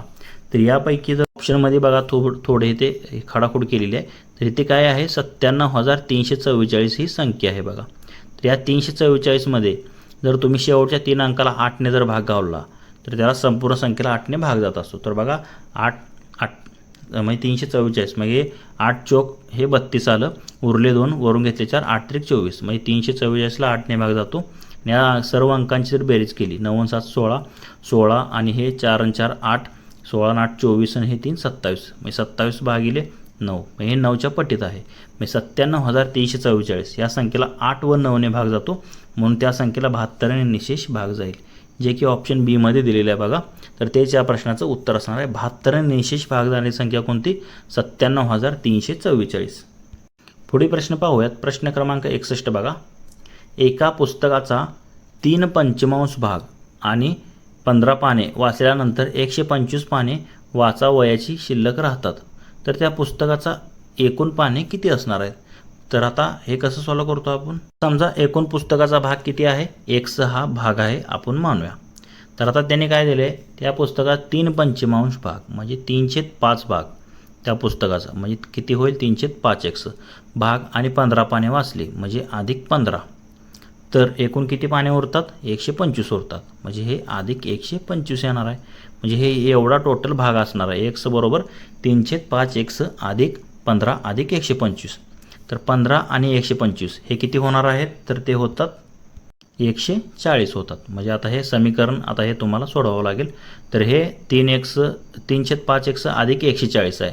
तर हे 5 जर 140ला गुणलं तर काय होणार आहे? हे x ला x बरोबर हे 3x अधिक 14×5 = 70, म्हणजे हे 700 भागिले हे 5. आता भागिले 5 इकडे जाऊन गुणाकारात जाईल, म्हणजे हे x 5x होईल. हे 5x बरोबर 3x अधिक 1700. तर आता 3x अधिक 1700 आहे, तर हे 3x अधिक आहे तिकडे जाऊन वजा होणार, म्हणजे 5x मधून हे 3x गेले, राहिले किती? 2x. म्हणजे आपलं पुढं काय राहील? 2x बरोबर 1700. 1700 नाही, 140 गुणिले 5 केलं तर ते 700 आलं, म्हणजे 2x बरोबर 700 राहणार आहे. x बरोबर काय होणार? 700 भागिले 2. तर बघा 700 भागिले 2 जर केलं तर किती येतं? 700 निम्म 350, म्हणजे x बरोबर किती आलं? 350. म्हणजे ती काय असणार आहे? एकूण पुस्तकाची पाने असणार आहेत किती? 350. तर 350 हे तुम्हाला पर्याय क्रमांक सी मध्ये दिलेलं आहे, त्याच्या प्रश्नाचं उत्तर असेल. पुढील प्रश्न पाहूयात. प्रश्न क्रमांक 62 बघा. अ हा ब च्या दुप्पट वेगाने काम करतो, म्हणजे अ ची कार्यक्षमता दिलेली आहे ब च्या दुप्पट. तर क हा अ आणि ब या दोघांच्या एकत्रित कामाइतके काम करतो, म्हणजे क ची कार्यक्षमता काय आहे? अ आणि ब या दोघांची एकत्रित कार्यक्षमता जेवढी आहे तेवढी क ची आहे दिलेली आहे. अ एकटा 12 दिवसात काम संपवतो, म्हणजे अ एकटा किती दिवसात संपवतो? 12 दिवसात. तर अ ब क हे तिघे मिळून ते काम किती दिवसात पूर्ण करतील? आता तिघांनी मिळून ते काम संपवायचं आहे, तर ते किती दिवसात पूर्ण करतील हे आपल्याला विचारलेलं आहे. तर बघा गणितात दिल्याप्रमाणे तुम्ही पाहू शकता आपल्याला काय दिलेलं आहे? ब ची कार्यक्षमता दिलेली आहे, म्हणजे कार्यक्षमता आपण आता दिलेली नाही तर ती काय म्हणायची? x मानू. तर त्यावरून काय दिलेलं आहे? अ हा ब च्या दुप्पट वेगाने काम करतो. मग अ ची कार्यक्षमता काय होणार आहे? ब च्या दुप्पट. ब ची आहे x मानली आपण, म्हणजे 2x ही काय होणार आहे? अ ची कार्यक्षमता होईल. आता बघा क हा ब व अ ची दोघांच्या एकत्रित कामाइतके काम करतो, म्हणजे क ची कार्यक्षमता दिलेली आहे ह्या दोघांच्या एकत्रित कार्यक्षमते एवढी. मग क ची कार्यक्षमता काय होणार आहे? अ ची कार्यक्षमता 2x आणि ब ची कार्यक्षमता ही x. 2x आणि x किती? 3x. 3x ही काय झाली? क ची कार्यक्षमता झाली. तर बघा अ एकटा आपल्याला दिलेला आहे ते काम 12 दिवसात काम संपवतो. मग एकूण काम काय असणार आहे? तर अ किती दिवसात संपवतो? 12 दिवसात, म्हणजे अ ची कार्यक्षमता गुणिले 12 दिवस हे एकूण काम असणार आहे. म्हणजे एकूण काम म्हणजेच काय असतं? कार्यक्षमता गुणिले दिवस असतात. कार्यक्षमता अ ची किती दिलेली आहे? 2x दिलेली आहे आणि काम तो किती दिवसात पूर्ण करतोय? 12. म्हणजे 2x गुणिले 12 जर केलं तर 12 दोन्ही किती आलं? 24x. तर 24x हे काय झालं? एकूण काम आलं. ते तिघं मिळून जेवढे काम करणार तर ते एकूण काम 24x आलं. तर आपल्याला तेच काढायचं आहे, अ ब क हे मिळून ते काम किती दिवसात पूर्ण करतील? तर बघा अ ब क ते काम जे आहे तर ते काय? एकूण काम भागिले तिघांचे कार्यक्षमतेची बेरीज येणार आहे. मग एकूण काम किती आहे? आत्ताच आपण काढले 24x हे एकूण काम आहे. तिघांची कार्यक्षमता जर पाहिजे तर अ ची कार्यक्षमता आहे ब ची दिली आहे x, अ ची 2x आणि क ची 3x, म्हणजे 24x ही एकूण काम भागिले तिघांची कार्यक्षमता. तर बघा हे 24x भागिले हे 3 आणि 2 5 आणि 1 6x होतात. मग 24x भागिले 6, x ला x कट झाले, 6 1 6 6 चौक 24 किती आलं? 4 आलं. म्हणजे 4 दिवसात जे आहे तर ते तिघे मिळून ते काम 4 दिवसात पूर्ण करतील. हेच आपल्या या प्रश्नाचं उत्तर असणार आहे. तर 4 हा पर्याय ऑप्शन क्रमांक ए मध्ये दिलेला आहे, त्याच्या प्रश्नाचं उत्तर असेल. पुढे प्रश्न पाहूयात. प्रश्न क्रमांक 63 बघा. ताशी 60 किलोमीटर सरासरी वेगाने जाणारी आगगाडी जर ताशी 75 किलोमीटर वेगाने गेल्यास निर्धारित मुक्कामावर 48 मिनिटे लवकर पोहोचली तर त्या गाडीने एकूण प्रवास किती केला. म्हणजे गाडीनं केलेला प्रवास आपल्याला किलोमीटरमध्ये काढायचा आहे. बघा, अगोदर सरासरीचा वेग दिला आहे तुम्हाला 60 आणि परतचा वेग दिलेला आहे म्हणजे वाढून 15 किलोमीटरने वाढला आणि 75 झाला, तेव्हा 48 मिनिटे वेळेतील फरक दिला आहे तुम्हाला. 48 मिनिटे लवकर पोहोचली तर त्या गाडीने एकूण प्रवास किती केला, म्हणजे एकूण डिस्टन्स आपल्याला काढायचा आहे. तर गणितात दिल्याप्रमाणे बघा, आगगाडीचा सुरुवातीचा सरासरी वेग किती दिलेला आहे आपल्याला, 60 किलोमीटर पर तास. तर त्याला आपण S1 मानूया, स्पीड 1. तसेच आगगाडीचा नंतरचा म्हणजे वाढलेला वेग, नंतरचा वेग कितीने वाढला आहे, 15ने वाढला आहे. 60 आणि 15 म्हणजे किती, 75 किलोमीटर प्रति तास दिलेला आहे. त्याला आपण S2 मानू म्हणजे स्पीड 2. तर बघा, 48 मिनिट अगोदर म्हणजे वेळेतील फरक तुम्हाला दिलेला आहे. म्हणजे जेव्हा सरासरी वेग 75 केला तेव्हा 48 मिनिट कमी लागले असं आपल्याला दिलेलं आहे. म्हणजे वेळेतील फरक किती आहे, 48 मिनिट आहे. तर त्याला जर तासामध्ये कन्वर्ट केलं तर 48/60 तास होतात, कारण 1 तास बरोबर 60 मिनिटं असतं, म्हणून 48/60 हे तास झाले. तर आता वेगातील फरक बरोबर काय आहे, 75 नंतर वाढलेला वेग आणि आधीचा वेग 60 म्हणजे किती आहे, 75मधून 60 गेले 15 किलोमीटर प्रति तास हा वेगातील फरक आहे. तर गाडीने केलेला प्रवास आपल्याला काढायचा आहे, म्हणजे एकूण डिस्टन्स म्हणजे अंतर काढायचं आहे. तर बघा, यासाठी डायरेक्ट फॉर्म्युला असतो, तो तुम्ही हा लिहूनच ठेवा. बघा काय असतो, वेळेतील फरक भागिले वेगातील फरक गुणुले स्पीड 1 गुणुले स्पीड 2 किंवा वेग 1 गुणुले वेग 2, म्हणजे पहिला वेग गुणुले दुसरा वेग. तर आता वेळेतील फरक आपल्याला माहिती आहे किती, 48/60. तर 48/60. वेगातील फरक आहे 15 म्हणजे हे भागी 60 आहे म्हणजे गुणुले 15 होईल हे, आणि गुणुले पहिला वेग 60 आहे, दुसरा वेग 75 आहे. तर हे 60ला 60 कट झालं, 15×1 15, 15×5 75 आणि 48×5 240. तर किती आलं, 240 किलोमीटर हे आलेलं आहे. म्हणजे गाडीने केलेला प्रवास किती किलोमीटरचा आहे, 240 किलोमीटरचा असणार आहे. तर 240 किलोमीटर हे तुम्हाला पर्याय क्रमांक बी मध्ये दिलेलं आहे, तेच या प्रश्नाचं उत्तर असेल. पुढील प्रश्न पाहूयात. प्रश्न क्रमांक 64 बघा. 2 3 4 या प्रमाणात असलेल्या मोठ्यात मोठ्या 2 अंकी 3 संख्यांची सरासरी किती असेल. तर गणितात दिल्याप्रमाणे तुम्ही ते पाहू शकता. 2 3 4 या प्रमाणात असणाऱ्या मोठ्यात मोठ्या 3 संख्या, म्हणजे त्या संख्या जर आपण 2x 3x 4x मानल्या तर त्यातली मोठी संख्या कोणती आहे, 4x आहे. तर बघा, हे मोठ्यात मोठी संख्या कोणती, 4x आहे. तर आता मोठ्यात मोठी 2 अंकी संख्या आपल्याला अगोदर शोधावी लागेल. किती असते, 99 असते. आणि आपल्याला इथे गुणोत्तर किती दिले, 4x दिले. म्हणजे त्याला जर आपण 4ने भागलं 99ला तर 24.75 म्हणजे अप्रॉक्सिमेटली आपण 24 घेऊ शकतो. कारण 25 जर घेतलं तर 25 चोक 100, 100 ही 3 अंकी संख्या होती, म्हणून 24ने गुणावं लागेल. 24 बरोबर x येईल. आता त्या संख्याची सरासरी आपल्याला काढायची आहे. आता त्या संख्यांची सरासरी किती आहे, त्या दिलेल्या संख्येची बेरीज भागिले एकूण संख्या. पहिली संख्या आहे 2x, दुसरी आहे 3x, तिसरी आहे 4x भागिले 3. म्हणजेच पहिली 2x, xची किंमत आत्ताच काढली आपण, किती आली, 24 आली. 24 दुनी पहिली 48 होईल, दुसरी 24 त्रिक 72 होईल, तिसरी 24 चोक 96 होईल भागिले 3. म्हणजे ह्या तिघांची बेरीज येते 216. 216 भागिले 3 जर केलं तर किती येतं, 72 त्रिक 216. म्हणजे 72 ही काय असणार आहे, सर्वात मोठी संख्या असणार आहे. तेच आपलं या प्रश्नाचं उत्तर, म्हणजे सरासरी विचारल्या त्या 3 संख्यांची, तर ती असणार आहे 72. हे लक्षात ठेवा. तर 72 ही जी आहे तर ती सरासरी असेल, जे की ऑप्शन पर्याय क्रमांक बी मध्ये दिलेला आहे, त्याच्या प्रश्नाचं उत्तर असेल. पुढील प्रश्न पाहूयात. प्रश्न क्रमांक 65 बघा. एका काटकोन त्रिकोणाचे क्षेत्रफळ 150 चौरस सेंटीमीटर असून त्याच्या बाजूचे गुणोत्तर 3:4:5 या प्रमाणात आहे, तर त्यांच्या कर्णाची लांबी किती. तर बघा, बाजूंचे गुणोत्तर दिले आणि त्रिकोणाचं क्षेत्रफळ दिले काटकोन त्रिकोणाचं, तर त्यावरून आपल्याला कर्णाची लांबी काय विचारली आहे. बघा, काटकोन त्रिकोण तुम्हाला माहिती आहे, एक कोन 90 अंशाचा असतो आणि हा कर्ण असतो समोरील, आणि ह्या 2 लगतच्या बाजू असतात. तर आता ह्या 3 म्हणजे बाजू आहेत. म्हणजे एक जर 3 असेल ही 4 असेल तर त्यातली मोठी बाजू 3 4 5 म्हणजे 5 ही कर्ण असणार आहे. म्हणजे 3चा वर्ग अधिक 4चा वर्गवर 5चा वर्ग येतो. म्हणजे 3 4 5 हे कसं आहे पायथागोरसचं प्रमेय आहे. तर बघा मग काटकोन त्रिकोणाचं क्षेत्रफळ बरोबर काय असतं 1/2 गुणिले काटकोन करणाऱ्या बाजूंचा गुणाकार. 1/2 गुणिले काटकोन करणाऱ्या बाजू किती आहेत एक आहे 3x दुसरी आहे 4x. म्हणजे 4x गुणिले 3x केलं तर किती येतं 4 त्रिकोण 12x वर्ग येतं. म्हणजे 1/2 म्हणजे हे 2 जर 12ला भागलं तर किती येतं 6 येतं.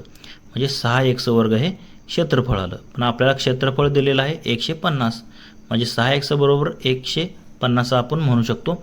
x वर्ग बरोबर काय येईल हे 150ला 6 भागाकारात जाईल. मग x वर्ग बरोबर काय येईल 150ला जर 6 ने भागलं तर 25 × 150 म्हणजे किती आलं 25.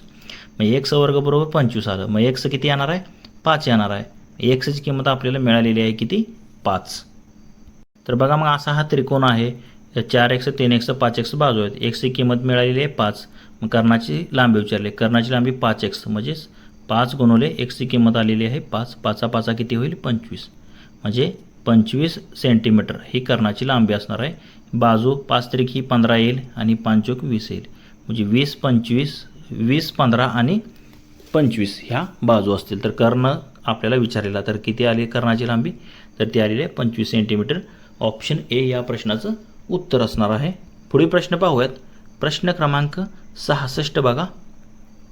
तर 2 मीटर उंची व 1.4 मीटर तळाचा व्यास असलेल्या एका धातूच्या बंदिस्त दंडगोल बनवण्यास एकूण धातूचा पत्रा किती लागेल. तर आपल्या इथे काय दिले धातूची उंची दिली आहे. म्हणजे एका तळाचा व्यास दिलेला आहे 2 मीटर उंची व 1.4 मीटर तळाचा व्यास असलेल्या धातूचा बंदिस्त दंडगोल दिलेला आहे. दंडगोल म्हणजे असा असतो बघा याप्रमाणे हा दंडगोल दिलेला आहे. तर ह्यातला तळाचा इथे व्यास दिलेला आहे तुम्हाला d. हा d दिलेला आहे तुम्हाला किती 1.4 मीटर दिलेला आहे. आणि इथे काय दिलेलं आहे त्याची लांबी दिलेली आहे किती दिलेली आहे 2 मीटर सॉरी उंची दिलेली आहे 2 मीटर ही दिलेली आहे. तर बघा दंडगोल बनण्यास किती धातूचा पत्रा लागेल तर त्याचा आपल्याला पत्रा किती लागणार त्याचं जेवढं पृष्ठफळ असेल तेवढा पत्रा लागेल. पृष्ठफळ काय असतं 2πr/h हे पृष्ठफळ असतं. तर आपल्याला उंची माहिती आहे डायमीटर दिला 1.4 म्हणजे त्याच्या निम्म 0.7 मीटर ही काय होणार आहे उंची म्हणजे त्रिज्या होणार आहे.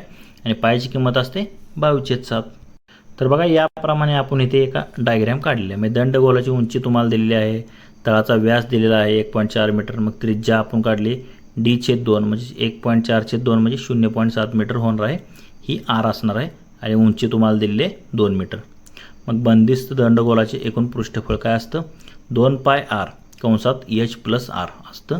लक्षात घ्या 2π बंदिस्त दंडगोल दिलेला आहे त्याचं वक्र पृष्ठफळ असतं 2πr कंसात h अधिक r असतं हे लक्षात घ्या. तर 2πrh हे कशाचं असतं तर ते सिलेंडरचं असतं बघा. तर हे 2πr आणि h अधिक r हे कशाचं असतं दंडगोलाचे असतं हे लक्षात ठेवा. तर पायची किंमत आहे 22/7 म्हणजे 2 गुणिले 22/7 गुणिले r आत्ताच आपण काढले 0.7 आणि कंसात h अधिक r म्हणजे हाईट आहे 2 अधिक r आहे 0.7. तर इथे जर तुम्ही पाहिलं तर 2 गुणिले हे 22/7ला 22/7 येईल आणि 0.7ला 0.7 गुणिले हे 2.7. हे सर्व जर तुम्ही सॉल्व केलं तर हे 7 जर 0.7ला भागलं तर हे 0.1 येईल. 0.1 गुणिले 2.7 जर केलं तर 0.27 येतं आणि हे 22 दुनी 44 म्हणजे 0.44 गुणिले 27 म्हणजे हे सर्वांचा जर तुम्ही गुणाकार केला तर किती येतं 11.88 चौरस मीटर. म्हणजे एवढा पत्रा तुम्हाला लागणार आहे त्या दंडगोलासाठी किती 11.88 चौरस सेंटीमीटर. चौरस सेंटीमीटर नाही तर चौरस मीटर म्हणजे कार मीटरमध्ये दिलेलं आहे ते. म्हणजे किती 11.88 हे तुम्हाला पर्याय क्रमांक बघा सी मध्ये दिलेलं आहे त्याच्या प्रश्नाचं उत्तर असेल. पुढील प्रश्न पाहूयात. प्रश्न क्रमांक 67 बघा. तर बघा एका वस्तूवर 20% सूट दिली गेली पुन्हा 10% सूट दिली गेली तर त्या वस्तूवर एकूण शेकडा किती सूट दिली गेली आपल्याला काढायचं आहे. तर बघा पहिल्यांदा सूट किती आहे 20 परत किती दिलेली आहे 10 आणि आपल्याला एकूण सूट काढायची आहे. मग आपण कशाने काढतो ह्याला पहिली जी आहे त्याला x मानतो दुसरी दिली आहे त्याला y मानतो. मग आपण सूत्र काय वापरतो x अधिक y अधिक XY भागिले 100 हे एकूण सूट काढण्यासाठी आपण सूत्र वापरतो. बरं, आता x या ठिकाणी किती 20 येणार, y या ठिकाणी 10 येणार, अधिक XY म्हणजे 20 10 हे किती आलं 200 भागिले किती 100. x अधिक y अधिक XY भागिले 100 हे सूत्र असतं. 20 आणि 10 हे किती आलं 30 आणि XY. तर बघा इथे सूट दिलेलं आहे म्हणून हे दोन्ही मायनसमध्ये येणार आहे. हे वजा 20 येईल आणि हे काय येणार आहे वजा 10 येणार आहे. वजा 20 आणि वजा 10 येणार आहे. जे वजा x वजा y आणि वजा वजा गुणिले काय येतं अधिक येतं, हे अधिक XY येतं. म्हणजे वजा 20 वजा y म्हणजे वजा 20 वजा 10 किती आलं वजा 30 आलं आणि हे अधिक 200 भागिले 100 म्हणजे हे किती आलं 2 आलं. म्हणजे वजा 30 अधिक 2 म्हणजे 30मधून 2 गेले किती राहिले वजा 28. तर वजा 28 का, कारण ते डिस्काउंट दिलेलं आहे म्हणजे रक्कम कमी झालेली आहे. म्हणजे सूट दिली तर ते वजामध्ये येतं म्हणजे 28% हे तुमचं उत्तर असणार आहे. शेकडा सूट किती असणार आहे एकूण 28% असेल. ऑप्शन बी या प्रश्नाचं उत्तर असणार आहे. पुढील प्रश्न पाहूयात. प्रश्न क्रमांक 68 पहा. पाण्याने पूर्ण भरलेल्या बादलीचे वजन 18 किलो आहे. पाण्याने अर्ध्या भरलेल्या त्याच बादलीचे वजन 10 किलो आहे. तर रिकाम्या बादलीचे वजन किती किलो आहे आपल्याला इथे काढायचं आहे. तर बघा पाण्याने पूर्ण भरलेली बादली आहे म्हणजे आता हे पहिली बादली ही एक बादली आहे आणि ही एक बादली आहे बघा. तर यामध्ये तुम्ही जर पाहिलं तर पूर्ण पाणी भरलेलं आहे यामध्ये आणि पूर्ण पाणी भरून ह्याचं वजन किती आहे 18 किलो दिलेलं आहे. आणि दुसरी जर पाहिजे तर अर्ध पाणी भरलेलं आहे. तर अर्ध पाणी भरून हे वजन तुम्हाला दिलेलं आहे 10 किलो. तर आता इथे जर तुम्ही पाहिलं तर बघा पाण्यासहित वजन जे आहे तर किती 18 किलो आहे.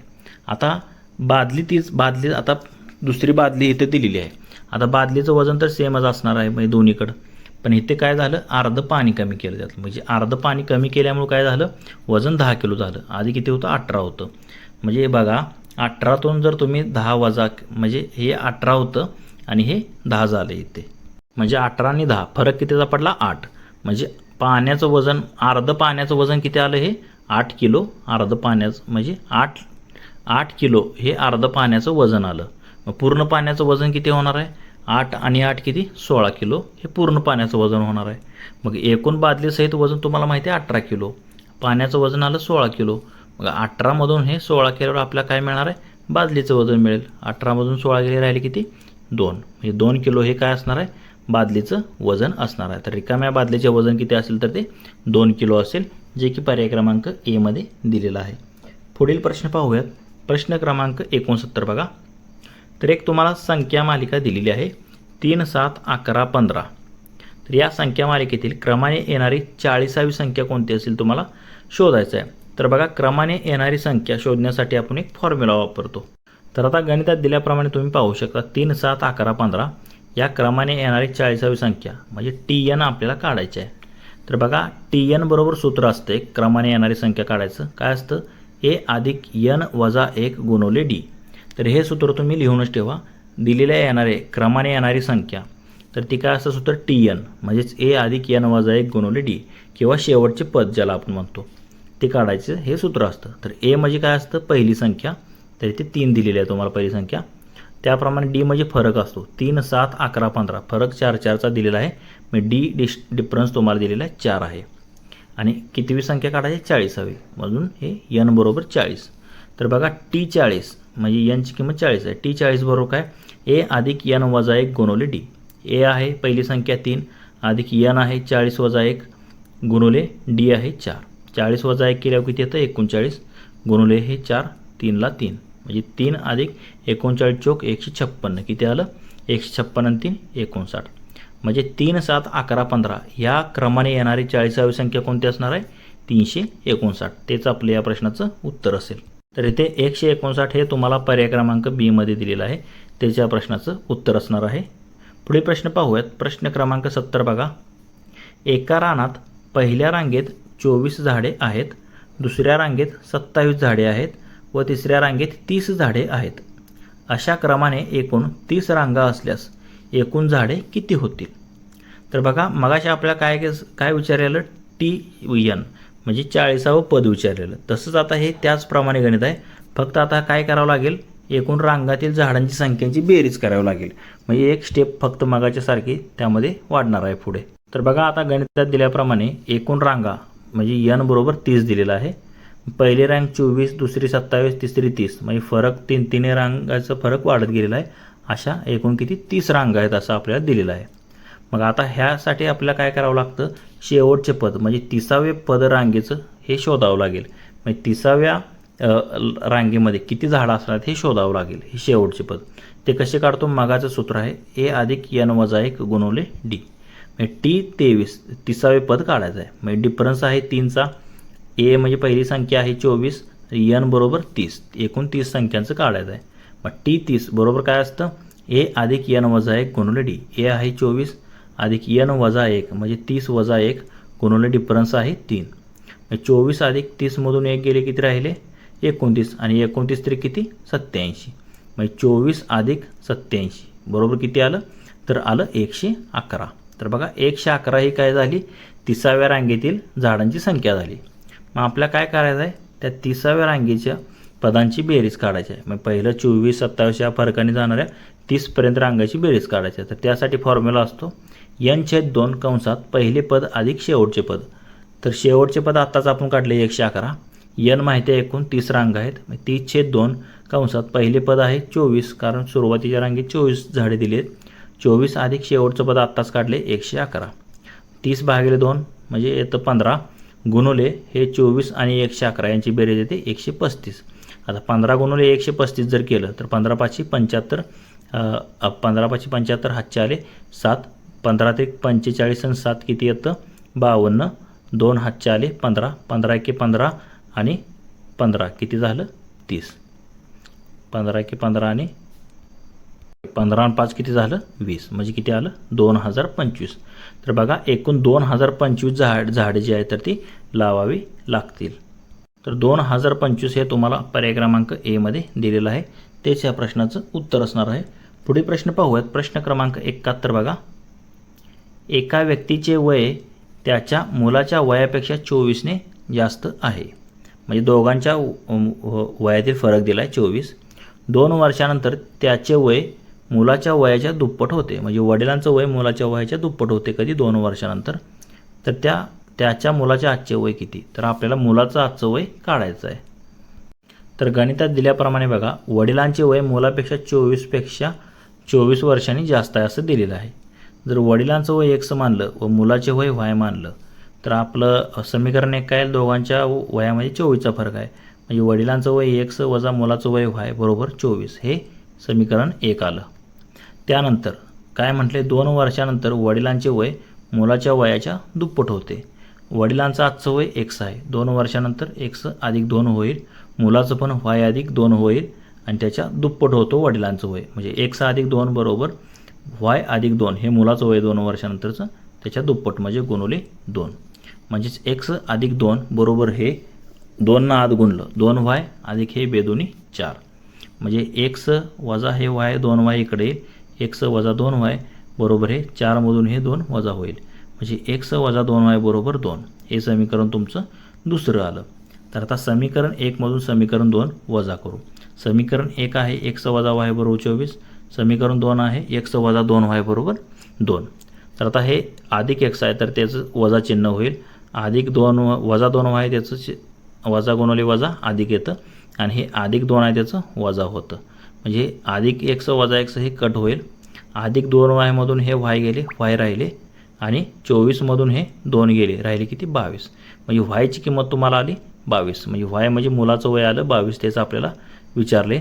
मग x चं वय काय येणार आहे 24 अधिक y, कारण डिफरन्स 24 दिलेला आहे, हे y इकडे गेल्यावर अधिक होईल. x बरोबर 24 अधिक 22 म्हणजे किती आलं 46 आलं. वडिलांचं आजचं वय असणार आहे 46 आणि मुलाचं असणार आहे 22. आपल्याला इथे फक्त मुलाचं विचारले म्हणून ऑप्शन डी 22 या प्रश्नाचं उत्तर असेल. पुढील प्रश्न पाहूयात. प्रश्न क्रमांक 72 बघा. पी या नळाने एक टाकी भरण्यास 10 तास लागतात, तसेच क्यू या नळाने ती टाकी रिकामी होण्यास 14 तास लागतो. दोन्ही नळ एकाच वेळेस सुरू केले परंतु 7 तासानंतर नळ क्यू बंद केला, म्हणजे दुसरा नळ बंद केला 7 तासानंतर, तर पूर्ण टाकी भरण्यास एकूण किती वेळ लागेल. तर आता पी नळानं दिले आपल्याला 10 तासात रिकामी करतो, क्यू म्हणजे भरतो, आणि क्यूनं दिले 14 तासात रिकामी करतो म्हणून. तर गणितात दिल्याप्रमाणे बघा, पी नळाने टाकी भरण्यासाठी 10 तास लागतात आणि क्यू नळाने टाकी रिकामी होण्यासाठी 14 तास लागतात. मग 14 आणि 10चा जर लसावी काढला तर ती एकूण टाकीची क्षमता निघणार आहे.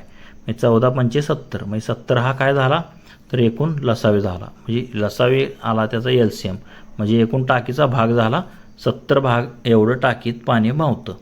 मग पी नळाने भरते 10 तासात, मग एका तासात पी नळाने 70 भागिले 10 म्हणजे 7 भाग टाकीचा भरणार आहे. कशाने तर तो पी नळाने. आता आपल्याला काय दिले, क्यू नळाने टाकी रिकामी होण्यास 14 तास लागतात.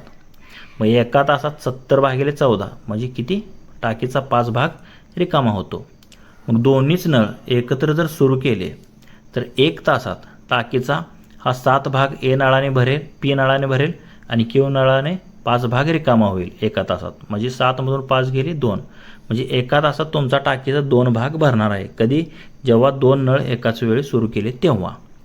तर आता आपल्याला काय दिले तर 7 तासात दोन्ही नळाने म्हणजे 7 तास दोन्ही नळाने चालू केलं, म्हणजे तो टाकी भरण्यास सुरुवात केली, 7 तास केलं. बघा, दोन्ही नळ चालू केल्यावर एका तासात 2 भाग भरतात. मग 7 तासात 7 दोन्ही 14 भाग, 14 भाग जे आहेत तर ते 7 तासात भरणार आहेत. मग आता राहिलेले भाग काय करायचे तर आपल्याला क्यू नळ बंद करायचा आहे. मग राहिलेला भाग किती असणार आहे, एकूण भाग आहे 70 LCM काढलेला, त्याच्यामधून हे 7 दोन्ही किती 7 तासात हे 14 भाग म्हणजे भरला. मग राहिला किती 56. मग 56 भाग भरण्यास आपल्याला काय पी नळाने भरण्यास किती वेळ लागणार आहे, 56 भागिले पी नळाने किती भरतो एका तासात 7, 56 भागिले 7 म्हणजे 8 तास, म्हणजे राहिलेला भाग पी नळाने भरण्यास 8 तास लागले. तर आपल्याला काय दिले, एकूण टाकी भरण्यास किती वेळ लागला, म्हणजे सुरुवातीचे हे दोन्ही नळाने भरलेले हे 7 तास आणि परत सेपरेट ए नळाने लागले 8 तास, म्हणजे 7 अधिक 8 किती झाली 15 तास. म्हणजे तो हौद भरण्यास दोन्ही नळ सुरू म्हणजे किती तास लागणार ते एकूण टाकी भरण्यास, म्हणजे दोन्ही नळाने भरून 7 तास लागले आणि परत राहिलेला भाग पी नळाने एकट्याने भरला 8 तास लागले. एकूण टाकी भरण्यास 7 आणि 8 15 तास लागतील. तर बघा 15 तास हे ऑप्शन बी मध्ये दिलेलं आहे, त्याच्या प्रश्नाचं उत्तर असेल. पुढील प्रश्न पाहूयात. प्रश्न क्रमांक 73 बघा, एका पार्टीत 12 लोक एकत्र आल्यानंतर प्रत्येकाने इतरांशी एकदा हस्तांदोलन केले. कोणत्याही 2 व्यक्तींचे हस्तांदोलन एकदाच होईल तर एकूण हस्तांदोलनाची संख्या किती.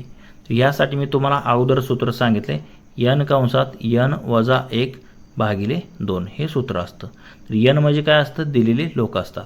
nच्या ठिकाणी 12 ठेवा, तर 12 कंसात 12 वजा 1 म्हणजे किती 12 गुणुले 11 भागिले 2, बे के बे, बे सक्क 12, 11 संग 66, म्हणजे एकूण किती हस्तांदोलन होणार आहेत तर 66 हात हस्तांदोलने म्हणजे हात मिळवणी 66 वेळा होणार आहे.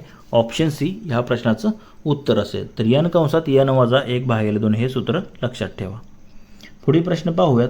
प्रश्न क्रमांक 74 बघा, एका पिशवीमध्ये 8 लाल 7 निळे व 6 हिरवे असे चेंडू आहेत. बघा, 8 लाल 7 निळे आणि 6 हिरवे चेंडू आहेत. त्यापैकी कोणताही एक चेंडू बाहेर काढला असता, म्हणजे तुम्ही हात घालून कोणताही एक चेंडू बाहेर काढला असता, तो चेंडू लाल किंवा हिरवा नसण्याची संभाव्यता किती. म्हणजे लाल आणि हिरवा नसला पाहिजे अशी संभाव्यता तुम्हाला काढायची आहे. तर बघा 8 आणि 7 किती 15, 15 आणि 6 किती 21, म्हणजे तुमचा नमुना अवकाश किती आला 21 आला. तर आपल्याला काय विचारलं आहे, तो चेंडू लाल किंवा हिरवा नसणार. बघा, लाल चेंडू किती आहेत, हे 8 आहेत आणि हिरवे चेंडू किती आहेत, हे 6 आहेत. म्हणजे 8 आणि 6 किती 14, म्हणजे 14 चेंडू नसणार आपल्याला अशी संभाव्यता काढायची आहे. मग आपल्याला काय विचारले, लाल किंवा हिरवा नसण्याची संभाव्यता, म्हणजेच काय तो चेंडू निळा असण्याची संभाव्यता काढायची आहे. निळे चेंडू किती आहेत 7, म्हणजे 7 भागिले एकूण नमुना अवकाश किती आहे, एकूण चेंडू 21 आहेत, म्हणजे 7/21, 7 एके 7, 7 त्रिक 21 किती आली 1/3. तर किती संभाव्यता असणार आहे, तो चेंडू लाल किंवा हिरवा नसण्याची म्हणजेच निळा असण्याची संभाव्यता विचारलेली, तर ती असेल 1/3, जे की ऑप्शन डी मध्ये दिलेलं आहे, त्याच्या प्रश्नाचं उत्तर असेल. पुढे प्रश्न पाहूयात. प्रश्न क्रमांक 75 बघा, 6,450 रुपये मुद्दलाचे दर साल दर शेकडा 5% दराने 4 वर्षाची सरळ व्याज किती. तर सरळ व्याज बरोबर काय असतं सूत्र आपल्याला PRT भागिले 100. पी म्हणजे काय मुद्दल म्हणजे काय 6450. आर म्हणजे काय रेट म्हणजे दर 5% दिलेला आहे. टी म्हणजे काय काळ तो दिलेला आहे 4 वर्षाचा भागिले 100. तर बघा हे शून्याला शून्य गेले 5 एके 5 5 दुनी 10 बे एके बे बे दुनी 4. मग राहिलं काय हे 2 गुणुले 645 म्हणजे किती येतं 1290. 1290 कशामध्ये दिले तर पर्याय क्रमांक ए मध्ये दिलेला आहे. त्याच्या प्रश्नाचं उत्तर असेल 6450 रुपये मुद्दलीचे दर साल दर शेकडा 5% दराने 4 वर्षाचे सरळ व्याज 1290 रुपये होईल. प्रश्न क्रमांक 76 बघा. प्रश्नचिन्हाच्या जागी पुढीलपैकी योग्य पर्याय निवडा. तर आता अंकमालिका दिलेली आहे बघा. WRMSC MWRCH RMWHC आणि प्रश्नचिन्ह म्हणजे पुढे काय येणार आहे. तर आता इथे जर हे तिन्ही जर तुम्ही नोटीस केलं तर बघा 3 नंबरचा इथे यम आहे तर तो पहिल्यांदा परत इथे आलेला आहे. परत इथे 3 नंबरला आर आहे परत पुढे आर पहिल्यांदा आलेला आहे. तर आता इथे 3 नंबरला डब्ल्यू आहे म्हणजे सुरुवातीला आता डब्ल्यू येणार आहे. तर बघा इथे 2 नंबरला आर होता तो परत 3 नंबरला गेला परत 1 नंबरला आला आणि परत कुठे जाणार तो परत सुरुवातीप्रमाणे 2 नंबरला. आता त्यानंतर बघा तर हा यम जर इथे पाहिला तर हा 2 नंबरला आहे. तर आता इथे परत किती नंबरला येणार आहे तो 3 नंबरला येणार आहे म्हणजे 3 नंबरला यम येईल. शेवटचे 2 जर पाहिले HC हे पहिल्यांदा आहे परत CH झालं परत HC झालं परत CH होणार आहे म्हणजे CH शेवटी येईल मी WRMCH. तर इथे जर तुम्ही पाहिलं तर ऑप्शन सी मध्ये दिलेला आहे WRMCH तुम्ही इथे पाहू शकता. तर याप्रमाणे ऑप्शन सी या प्रश्नाचं उत्तर असणार आहे. पुढील प्रश्न पाहूया. प्रश्न क्रमांक 77. प्रश्नचिन्हाच्या जागी पुढीलपैकी योग्य पर्याय निवडा.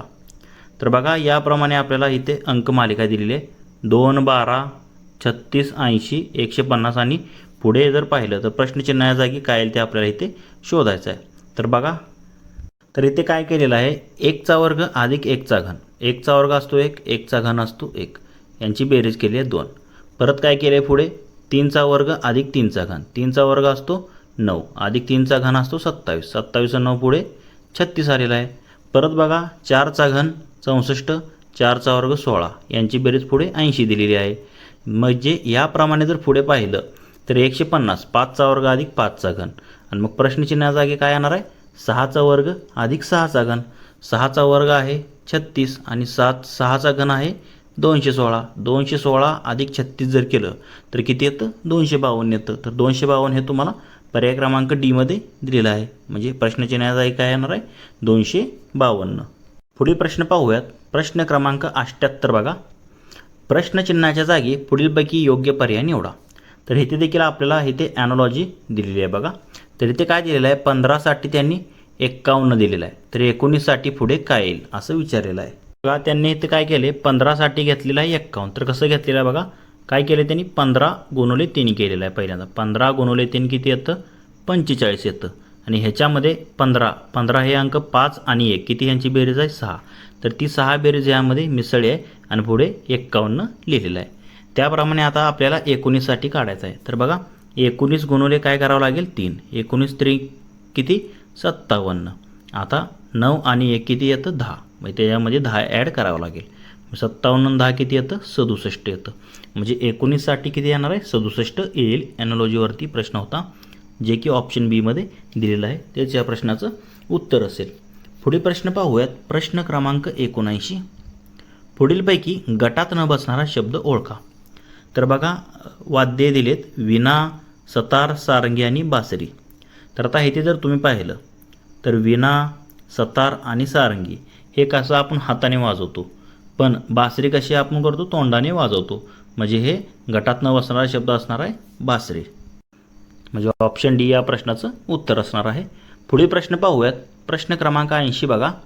पुढे दिलेल्या शब्द गटात बसणारा शब्द ओळखा. तर आता पुढे आता 4 शब्द दिले आहेत बघा बुद्ध महावीर येशू आणि पैगंबर. तर आता हे 4 जर पाहिले तर वेगवेगळ्या धर्माचे ते म्हणजे प्रेषित आहेत वेगवेगळ्या धर्माचे संस्थापक आहेत. तर आता इथे जर तुम्ही पाहिलं तर त्या गटात कोणतं बसणार आहे तर ऑप्शन डी गुरु नानक जे की शीख धर्माचे संस्थापक आहेत. पण विवेकानंद राम आणि महात्मा गांधी हे या गटात बसत नाहीत. पण बुद्ध महावीर येशू पैगंबर, त्याच गटात गुरु नानक येतील. ऑप्शन डी या प्रश्नाचं उत्तर असणार आहे. पुढील प्रश्न, तर प्रश्न क्रमांक 81 बघा. प्रश्नचिन्हाच्या जागी पुढीलपैकी योग्य पर्याय निवडा. तर इथे दिलेला आहे हरणांचा जसा कळप असतो तसे जहाजांचं काय असतं. तर बघा, हरणांचा कळप तसा जहाजांचा काय असतो, काफिला असतो. काय असतो, काफिला. ऑप्शन सी मध्ये दिलेला आहे, त्याच्या प्रश्नाचं उत्तर असेल. हरणांचा कळप तसा जहाजांचा काफिला. विमानांचा ताफा असतो, त्याप्रमाणे लोकांचा जमाव असतो आणि लमानांचा तांडा असतो. तर हे काही समूहवाचक नाम दिलेत. हरणांचा कळप तसा जहाजांचा काफिला. ऑप्शन सी या प्रश्नाचं उत्तर असेल. पुढील प्रश्न पाहूयात. प्रश्न क्रमांक 82 पहा. तर इथे आपल्याला काय दिले, एका सांकेतिक लिपीमध्ये अक्षरांऐवजी अंकाचा वापर केला जातो. अंकाचा क्रम शब्दातील अक्षरांप्रमाणे असतोच असे नाही. खाली दिलेल्या शब्दांचे व त्यांच्या सांकेतिक रूपांचे निरीक्षण करा व खालील प्रश्नांची उत्तरे पर्यायातून निवडा. तर चरण या शब्दासाठी काही अंक दिलेत 5, 2, 3. मकरसाठी दिलेले आहेत 6, 3, 7 आणि चटकसाठी दिलेले आहेत 6, 2, 4. तर मटण या शब्द कसा लिहिला जाईल. तर बघा, जसे अंक दिले तसंच त्यांचा क्रम असेल असं आपल्याला म्हटलं नाही. तर आता प्रत्येकाचा कोड तुम्हाला इथे शोधावा लागेल आणि मग मटणसाठी काय येतो हे देखील शोधावं लागेल. तर गणितात दिल्याप्रमाणे बघा, चरणसाठी त्यांनी काय दिलेलं आहे 5, 2, 3. मकरसाठी दिलेलं आहे 6, 3, 7 आणि चटकसाठी दिलेलं आहे 6, 2, 4. तर आता इथे चरण आणि मकर ह्यामध्ये तुम्हाला इथे र कॉमन दिसते आणि इथे काय कॉमन दिसते तुम्हाला, तर 5, 2, 3 आणि इथे 6, 3, 7 म्हणजे इथे 3 कॉमन दिसते. म्हणजे र साठी तुमचं काय येणार आहे, 3 येणार आहे. त्याप्रमाणे बघा, इथे 6 कॉमन दिसते, इथे 6 कॉमन दिसते. इथे तुम्हाला काय कॉमन दिसते, क कॉमन दिसते, इथे क कॉमन दिसते. म्हणजे क साठी काय घेतलेलं आहे त्यांनी, 6 घेतलेला आहे. आता 6 आणि 3 साठी क आणि र आले. तर मग राहिलेला 7 कशासाठी असणार आहे, तो म साठी असणार आहे. म्हणजे म साठी 7 आलेला आहे. बघा, इथे चरण आणि चटक, इथे च आहे, इथे च आहे, इथे 2 आहे, इथे 2 आहे. म्हणजे च साठी 2 येणार आहे. मग राहिलं काय, इथे 5 राहिलं. 5 कशासाठी येणार आहे, न साठी येणार आहे. आणि मग आपल्याला काय राहिलं, काय ट, इथे टचा शब्द एक राहिला, ट साठी 4 येणार आहे. मग बघा, आपल्याला मटणसाठी काढायचं. मटणसाठी म ला आपण आत्ताच काढला आहे 7 हा अंक, ट ला काढलेला आहे 4 हा अंक आणि न साठी काढलेला आहे 5 अंक. पण असेच क्रमाने हे अंक येणार नाहीत, यांची अदलाबदल करून तुम्हाला पर्यायामध्ये बघायला लागेल. तर पर्यायामध्ये 5, 7, 4 असं ऑप्शन तुम्हाला दिलेलं आहे, तेच या प्रश्नाचं उत्तर असणार आहे. 5, 7, 4 ऑप्शन आहे, तर ते पर्याय क्रमांक बी मध्ये दिलेलं आहे. मटणसाठी 5, 7, 4 ऑप्शन बी या प्रश्नाचं उत्तर असणार आहे. पुढील प्रश्न पाहूयात. प्रश्न क्रमांक 83 बघा. सोनालीची मुलगी ही मिहीरचा मुलगा सूरजची आत्ते बहीण आहे.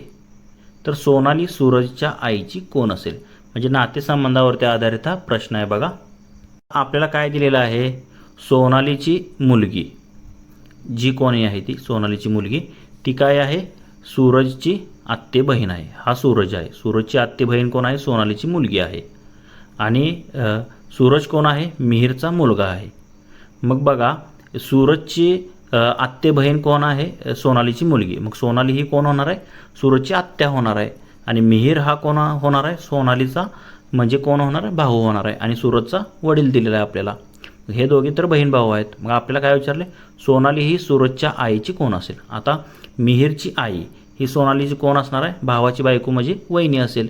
मग सोनाली ही कोण असणार आहे, मिहीरची आईची ननंद असेल. तेच साधं सिंपल दिलेलं आहे. तर ननंद हे याचं उत्तर असेल. तर सोनाली सूरजच्या आईची कोण असणार आहे, ननंद असेल. ऑप्शन डी या प्रश्नाचं उत्तर असेल. तसेच असे जर नातेसंबंधावरचे जेव्हा प्रश्न येतात ना, तेव्हा आपल्या नात्यात पहिला पाहून बघायचं, म्हणजे असं उत्तर मिळालं तुम्हाला सोपं जातं. बघा, पुढील प्रश्न आहे प्रश्न क्रमांक 84 बघा. तर काय दिलेलं आहे आपल्याला इथे, 4 व्यक्तींचे 4 वर्षापूर्वीचे सरासरी वय 11 वर्ष होते. 4 वर्षानंतर त्यांच्या वयाचे गुणोत्तर 3, 4, 5, 7 या प्रमाणात होईल. तर सर्वात मोठ्या व्यक्तीचे आजचे वय आपल्याला काढायचं आहे. तर बघा, 4 चौघांचे सरासरी वय दिले 4 वर्षापूर्वीचं आणि 4 वर्षानंतरचं वयाचं गुणोत्तर दिले. तर यावरून आपल्याला सर्वात मोठ्या व्यक्तीचं आजचं वय काढायचं आहे. बघा, आजचं वय काढायला सांगितलेलं. तर आता गणितात दिल्याप्रमाणे तुम्ही इथे पाहू शकता, 4 वर्षापूर्वी 4 व्यक्तींची सरासरी 11 वर्षे होती, वयांची सरासरी. मग आता 11 म्हणजे चौघांचं वयाच एकूण वय किती येणार आहे 4 वर्षापूर्वी? 11 चोक 44 वर्ष. म्हणजे आत्ता मी 4 वर्षापूर्वी चौघांच्या वयाची बेरीज 44 आली. मग आजची वयांची बेरीज काय होणार आहे? कारण चौघाचं 4-4 वर्षांनी वाढेल आजचं, कारण 4 वर्षापूर्वी 44 होती. आजची 4 चोक 16 त्यामध्ये ॲड होणार, म्हणजे 44 अधिक 16 म्हणजे आजची चौघांची बेरीज 60 वर्ष आहे. तर आपल्याला 4 वर्षानंतर त्यांच्या वयाची बेरीज काढायची आहे. बघा 4 वर्षानंतर काय होईल? परत 4 चोक 16 त्यामध्ये ॲड होईल, म्हणजे 60 अधिक 16 होईल. किती होणार आहे? 76. म्हणजे 4 वर्षानंतर त्यांच्या वयाची बेरीज 76 आहे.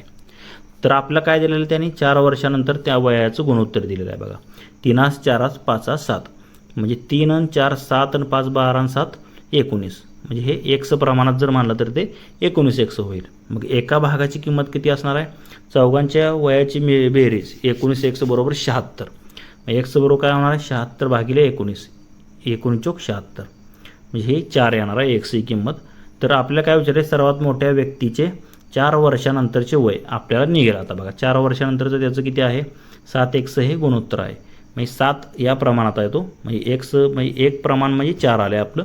7 प्रमाण म्हणजे 7 गुणिले 4, 7 चौकटी 28 वर्ष. पण बघा हे काय आहे? सर्वात मोठ्या व्यक्तीचं 4 वर्षानंतरचं वय आहे. आपल्याला आजचं वय विचारलं आहे. मग आजचं वय काय असणार आहे? 28 वजा 4, कारण ते 4 वर्षानंतरचं होतं, म्हणून आजचं वय त्याच्यातून 4 वजा केल्यावर किती येतं? 24 वर्ष. हेच आपलं या प्रश्नाचं उत्तर असेल. सर्वात मोठ्या व्यक्तीचं आजचं वय 24 वर्ष असेल, जे की पर्याय क्रमांक डी मध्ये दिलेलं आहे. पुढील प्रश्न पाहूयात. प्रश्न क्रमांक 85 बघा. 56 मीटर लांबीची कापडी पट्टी 7 ठिकाणी कापून समान लांबीचे तुकडे केल्यास प्रत्येक तुकडा किती मीटर लांबीचा मिळेल? तर आता असं जेव्हा गणित येते तेव्हा मुले काय करतात? या 56ला डायरेक्ट 7ने भागतात, आणि 7 8 56 हे 8 तुम्हाला पर्यायात आता ए मध्ये दिले बघा. हे 8 उत्तर लिहून मोकळे होतात. तर हे मुलांचं चुकतं बघा. इथे असा काय एक कापडी पट्टी आहे बघा. किती ठिकाणी कापायच्या? 7 ठिकाणी. 1 2 3 4 5 6 7 असे कट मारले. तर बघा एकूण किती तुकडे झाले? 1 2 3 4 5 6 7 आणि 8. मी 7 जेव्हा कट मारले तेव्हा 8 तुकडे झाले. मग एका तुकड्याची लांबी किती होणार आहे? 56 भागिले हे 8, कारण 8 तुकडे झालेत. 56 भागिले 8 किती येतं? 8 7 56, म्हणून याचं उत्तर काय येतं? 7 येतं. मुले गडबडीत 8 करून टाकतात. तर ऑप्शन सी 7. तर समान लांबी तुकडे केल्यास एक तुकडा किती मीटर लांबीचा असणार आहे? 7 मीटर लांबीचा असेल. ऑप्शन सी या प्रश्नाचं उत्तर असेल. पुढील प्रश्न पाहूयात. तर आता प्रश्न क्रमांक 86 आणि 87 साठी पुढची माहिती आहे. तर ह्या माहितीचा वापर करून आपल्याला हे 2 प्रश्न सोडवायचे आहेत बघा. तर काय दिले माहिती बघा. एका घनाच्या प्रत्येक पृष्ठभागावर एक रंग, परंतु भिन्न पृष्ठभागावर भिन्न रंग दिलेले आहेत. निळा व हिरवा यांच्यामध्ये पांढरा रंग आहे. लाल हा रंग वरच्या पृष्ठभागावर आहे. पांढरा व काळा यांच्यामध्ये पिवळा रंग आहे. तर आपल्याला 86 आणि 87 म्हणजे पिवळ्या रंगाच्या विरुद्ध बाजूला कोणता रंग असेल व हिरव्या रंगाच्या विरुद्ध बाजूला कोणता रंग असेल हे शोधायचं आहे.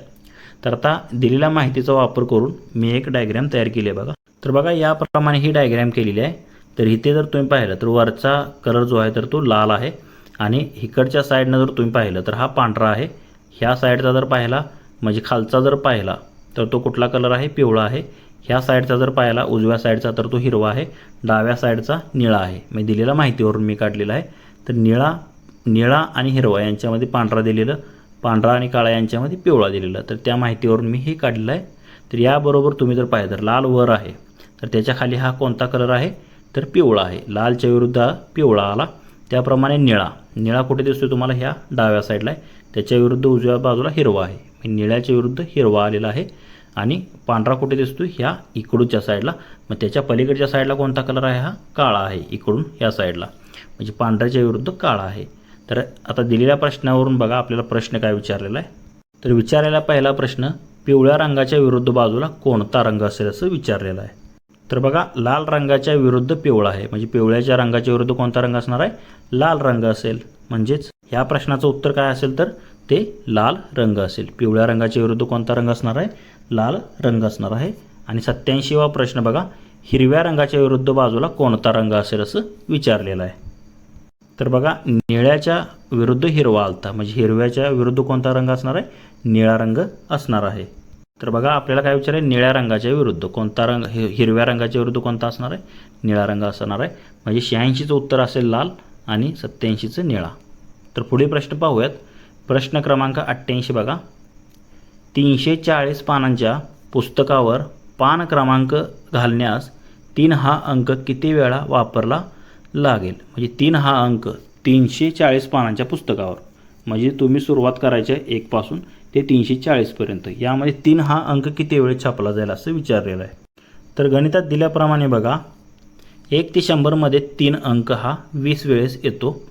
101 ते 200 यामध्ये 3 हा अंक 20 वेळेस येतो. आणि 201 ते 300 म्हणजे यामध्ये देखील 3 हा अंक, म्हणजे प्रत्येक 3 हा अंक 1 ते 100, 101 ते 200, 201 ते 300 मध्ये प्रत्येकी 20 वेळेस येतो. पण 301 ते 340 यामध्ये तुम्ही जर पाहिलं तर 3 हा अंक जो आहे तर तो 54 वेळेस येतो एकूण. म्हणजे टोटल जर पाहिलं हे 20 20 20 हे 60 आणि हे 54 किती झालं 114. म्हणजे टोटल 114 वेळेस 3 हा अंक 1 ते 340 पानावरती येणार आहे. 114 हे तुम्हाला पर्याय क्रमांक सी मध्ये दिलेलं आहे, त्याच्या प्रश्नाचं उत्तर असेल. पुढील प्रश्न पाहूयात. तर प्रश्न क्रमांक 89 बघा. प्रत्येकाला 4 प्रमाणे गोळ्या वाटल्यास 1 गोळी उरते. त्याच गोळ्या प्रत्येकाला 3 प्रमाणे वाटल्यास 12 गोळ्या बाकी उरतात. तर एकूण किती गोळ्या आहेत. तर बघा याप्रमाणे आपल्याला दिलेलं आहे. आता किती व्यक्ती आहेत आपल्याला माहीत नाही, म्हणून व्यक्तींची संख्या आपण काय करूया x आहेत असं मानूयात. पहिल्या अटीनुसार एकूण गोळ्या किती आहेत, 14 जणांना वाटल्या तर बाकी 1 उरते, म्हणजे 4x अधिक 1. आणि दुसऱ्या अटीनुसार तेवढ्याच लोकांना 3 गोळ्या वाटल्या म्हणजे 3x आणि बाकी किती उरते 12 उरते. आता हे समीकरण 1 आणि समीकरण 2 हे काय आहे, समान गोळ्या वाटले त्या, म्हणजेच 1 बरोबर 2 दिलेला आहे. 4x अधिक 1 बरोबर 3x अधिक 12. x एका साईडला आलं, 4x वजा 3x बरोबर हे 12 वजा 1 होईल. म्हणजे x बरोबर किती आलं 11 येईल. तर x म्हणजे 11 आलं. म्हणजे एकूण व्यक्तींची संख्या किती आहे 11 आहे. मग एकूण गोळ्या किती असणार आहेत 4x अधिक 1 किंवा 3x अधिक 12 कोणतंही घ्या. 4x अधिक 1 म्हणजे x ची किंमत आहे 11, 11 चौक 44 अधिक 1 किती 45. म्हणजे एकूण गोळ्या किती असणार आहेत 45 गोळ्या असतील. तर इथे पर्यायावरून देखील तुम्ही काढू शकता. बघा 4 जर भागलं 45ला तर बाकी 1 उरते. आणि 3 जर तुम्ही 11 त्रिक 33 केलं, कारण समान गोळ्या व्यक्तींना वाटतात, 11 त्रिक 33 उरतं किती 12. म्हणजे ऑप्शन डी या प्रश्नाचं उत्तर असणार आहे. पुढील प्रश्न पाहूयात. प्रश्न क्रमांक 90. वर्गात गुरुजींनी काही सूचनांसाठी अंक वापरले, जसे 1 म्हटले की उठा, 2 म्हटले की हात वर करा आणि 3 म्हटले की जागेवर उडी मारा. याप्रमाणे खालील सूचना दिल्यास मुलांनी उठल्यानंतर किती वेळा उडी मारली असेल. बघा उठल्यानंतर उडी मारणे. आता उठण्यासाठी त्यांनी काय म्हटलेलं आहे 1, म्हणजे उठा म्हणजे 1 म्हटले की उठा, म्हणजे काय केले पहिल्यांदा मुलांनी उठल्यानंतर किती वेळा उडी मारली. उडी मारण्याला काय अंक दिला आहे त्याने 3 दिला आहे. म्हणजे 1 नंतर 3 हा अंक किती वेळा आला हे आपल्याला शोधायचं आहे. तेच 3 आलं पाहिजे 1 नंतर. तर बघा इथे जर तुम्ही पाहिलं तर इथे 1 नंतर 3 आहे, इथे 1 नंतर 3 आहे, इथे 1 नंतर 3 आहे, त्याप्रमाणे इथे 1 नंतर 3 आहे, इथे 1 नंतर 3 आहे आणि शेवटी 1 नंतर 3 आहे. मग 1 2 3 4 5 6. म्हणजे मुलांना सूचना दिल्या काय उठल्यानंतर किती वेळा उडी मारली, तर एकूण 6 वेळेस उडी मारलेली आहे. तर ऑप्शन सी मध्ये दिलेलं आहे बघा 6, त्याच्या प्रश्नाचं उत्तर असणार आहे. पुढील प्रश्न पाहूयात. प्रश्न क्रमांक 91 बघा. गटात न बसणारा पर्याय ओळखा. तर आता इथे काय म्हणजे धातू आणि त्याच्या संज्ञा दिलेल्या आहेत. जसे की सिल्वर चांदीची काय असते एजी असते, त्याप्रमाणे गोल्ड सोन्याची काय असते एओ असते, कॉपरचं काय असतं संज्ञा सीओ असते आणि मर्क्युरीची काय असते तर एजी असते. पण त्यांनी तिथे दिले काय तर एफई दिले. एफई कशाची असते लोहाची असते. म्हणजे चुकीचं काय असणार आहे मर्क्युरी एफई, जे की ऑप्शन डी मध्ये दिलेलं आहे, त्याच्या प्रश्नाचं उत्तर असेल. पुढील प्रश्न पाहूयात. प्रश्न क्रमांक 92. गटात न बसणारा पर्याय ओळखा. तर बघा 9 40 41, 15 20 30, 18 24 30 आणि 11 60 61. तर आता इथे जर तुम्ही पाहिलं तर हे पायथागोरसचे त्रिकूट आहेत. बघा 9 40 41, 9चा वर्ग 81, 40चा वर्ग 1600, 1600 ने 81 हे 41चा वर्ग येतं. हे पायथागोरस त्रिकूट आहे. त्याप्रमाणे 18चा वर्ग 324 अधिक 24चा वर्ग 576, दोघांची बेरीज येते 900 जो की 30चा वर्ग आहे. हे देखील पायथागोरसचं त्रिकूट आहे. त्याप्रमाणे 11चा वर्ग 121, 60चा वर्ग 3600, 3600 आणि 121 3721 जो की 61चा वर्ग आहे. हे देखील पायथागोरसचं त्रिकूट आहे. पण बी मध्ये बघा 15चा वर्ग असतो 225 अधिक 20चा वर्ग असतो 400, 400 आणि 225 किती येतं 625 बेरीज येते. पण इथे 30चा वर्ग 900 येतो. 625 बरोबर 900 येऊ शकतं का? नाही. म्हणजे हे पायथागोरस त्रिकूट नाही. म्हणजे गटात न बसणारा पर्याय कोणता आहे? पर्याय क्रमांक बी 15, 20, 30 हे पायथागोरस त्रिकूट नाही आहे. पुढील प्रश्न पाहूयात. प्रश्न क्रमांक 93 बघा. तर इथे देखील आपल्याला गटात न बसणारा पर्याय ओळखायचा आहे. तर बघा इथे ECG दिलेला आहे, इथे YF दिलेला आहे, JO दिलेला आहे आणि TCB दिलेला आहे. तर बघा त्यांनी काय केलेलं आहे YFसाठी. आता Y किती नंबरला असतं 25, F असतं 6 नंबरला. 25 आणि 6 या दोघांचा गुणाकार केलेला आहे जो येतो 150. त्याप्रमाणे JO जे असतं 10 नंबरला, O असतं 15 नंबरला. 15 आणि 10 किती ह्या दोघांचा गुणाकार 150. त्याप्रमाणे ECJ 3 मधलं, E आहे 5 नंबरला, C आहे 3 नंबरला, J असतं 10 नंबरला. 5 त्रिक 15 आणि 10 150 यांचा देखील गुणाकार 150 येतो. पण शेवटचा पर्याय TCB बघा. T असतं 20 नंबरला, C असतं 3 नंबर 20 3 आणि B असतं 2. 3 2 6 20 संग 120. मग यांचा गुणाकार 120 येतो. बाकी तिघांचा 150 येतो. म्हणजे वेगळं काय असणार आहे? TCB. म्हणजेच ऑप्शन डी या प्रश्नाचं उत्तर असणार आहे. पुढील प्रश्न पाहूयात. प्रश्न क्रमांक 94 बघा. तर इथे काय दिलेलं आहे? पुढील अंकमालिकेतील विसंगत पद ओळखा असं म्हटलेलं आहे. तर अंकमालिका आहे 97, 89, 85, 79, 73, 71 आणि 67. तर आता ह्यापैकी वेगळं पद आपल्याला निवडायचं आहे. तुम्ही जर नीट ऑब्झर्व केलं तर 97, 89, 79, 73, 71 आणि 67 ह्या सर्व कशा आहेत? मूळ संख्या आहेत बघा ह्या सर्व. पण 85 काय आहे? संयुक्त संख्या आहे. कारण ती 17 5 85 म्हणजे पाड्यामध्ये येते. म्हणजे ती मूळ संख्या नाही, संयुक्त आहे. बाकी सगळ्या मूळ संख्या आहेत. म्हणजे याचं उत्तर काय असणार आहे? 85. म्हणजे जे की ऑप्शन डी मध्ये तुम्हाला दिलेलं आहे 85 त्याच्या प्रश्नाचं उत्तर असणार आहे. तसेच मित्रांनो तुम्हाला जर या पेपरची PDF हवी असेल तर आपले टेलिग्राम चॅनलसुद्धा आहे. त्याची लिंक तुम्हाला या व्हिडिओच्या डिस्क्रिप्शनमध्ये भेटून जाईल. तिथे तुम्ही टेलिग्राम चॅनल जॉईन करून याची PDF मिळवू शकता. पुढील प्रश्न पाहूयात. प्रश्न क्रमांक 95 बघा. पुढील अंकमालिकेतील गटात न बसणारा पर्याय ओळखा. तर इथे देखील तसाच आपल्याला प्रश्न दिलेला आहे बघा. 7 16, 42 84, 252 आणि 504. तर यापैकी आपल्याला गटात न बसणारा पर्याय शोधायचा आहे. तर इथे जर तुम्ही ऑब्झर्व केलं तर काय दिलेलं आहे? तर गुणोले 2 गुणोले 3 म्हणजे 7 दोन्ही किती येतं? 14 येतं. परत 14 गुणोले 3 किती येतं? 42 येतं. परत 42 गुणोले 2 किती येतं? 84 येतं. परत 84 गुणोले 3 केल्यावर किती येतं? 252 येतं. परत 252 गुणोले 2 केल्यावर किती येतं? 504 येतं. पण इथे जर तुम्ही पाहिलं तर 7 गुणोले 2 केल्यावर किती? 14 पाहिजे होतं. पण त्यांनी किती दिलेलं आहे? 16 दिलेलं आहे.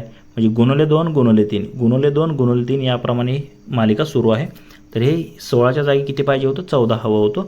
म्हणून आपल्याला गटात न बसणारा पर्याय शोधायचा होता जो की असणार आहे 16. ऑप्शन ए या प्रश्नाचं उत्तर असणार आहे. पुढे प्रश्न पाहूयात. प्रश्न क्रमांक 96 बघा. एका वर्षी 1 ऑगस्टला गुरुवार होता तर त्याच वर्षी बालदिन कोणत्या वारी आला असेल? तर आता मित्रांनो एक सांगायचं आहे बघा. 1 ऑगस्टला जो वार असतो तोच असतो 15 ऑगस्टला आणि 14 नोव्हेंबर म्हणजे बालदिन. बालदिन कधी असतो? 14 नोव्हेंबरला असतो. म्हणजे 1 ऑगस्ट, 15 ऑगस्ट आणि बालदिन ह्या तिन्ही दिवशी तुम्ही कोणतंही कॅलेंडर बघा, काही घ्या, वार जो असतो सेम असतो. 1 ऑगस्ट, 15 ऑगस्ट आणि बालदिन. तर हे डायरेक्टच लक्षात ठेवा. तर ह्याचं देखील आन्सर काय असणार आहे? बालदिन देखील गुरुवारी असणार आहे. ऑप्शन सी ह्या प्रश्नाचं उत्तर असेल. पुढील प्रश्न पाहूयात. प्रश्न क्रमांक 97 बघा. एका घड्याळात 10:30 वाजले आहेत. जर मिनिट काटा त्याच वेळी पूर्व दिशा दर्शवित असेल तर तास काट्याची दिशा कोणती? तर बघा हे आता आपण हे काढूनच बघूया. तर या एक असं घड्याळ आहे बघा. तर 10:30 वाजलेले आहेत घड्याळात. तर आता 10:30 म्हणले तर मिनिट काटा इथे 6वर असणार आहे आणि हा इथे जर समजा 10 असेल तर 10च्या पुढे हा तास काटा असणार आहे. 10:30 वाजले आहेत. जर मिनिट काटा त्यावेळी पूर्व दिशा म्हणजे ही जर दिशा जी आहे तर ह्याला त्याने पूर्व दिशा दाखवत असेल असं म्हटलेलं आहे. तर तास काट्याची दिशा कोणती असेल? तर बघा ही पूर्व झाली, ही पश्चिम झाली, त्याप्रमाणे ही दक्षिण येणार आहे, ही उत्तर येणार आहे. मग ही आग्नेय येईल आणि त्याच्या विरुद्धार्थी काय येणार आहे? ही वायव्य येणार आहे. आग्नेय पूर्वच्या, तर ही नैऋत्य दिशा येईल. कोणती? नैऋत्य येईल. ही ईशान्य येईल, ही नैऋत्य येईल. म्हणजे आपल्याला ही घड्याळच्या काट्याची मिनिट काटे म्हणजे तास काटे दिशा विचारलेली आहे, तर नैऋत्य दिशा येणार आहे दिलेल्या प्रश्नाप्रमाणे. ऑप्शन सी या प्रश्नाचं उत्तर असणार आहे. पुढील प्रश्न पाहूयात. प्रश्न क्रमांक 98 बघा. प्रशांतचे घड्याळ दर तासाला 5 सेकंदांनी पुढे जाते, म्हणजे एका तासाला 5 सेकंद पुढे झाले.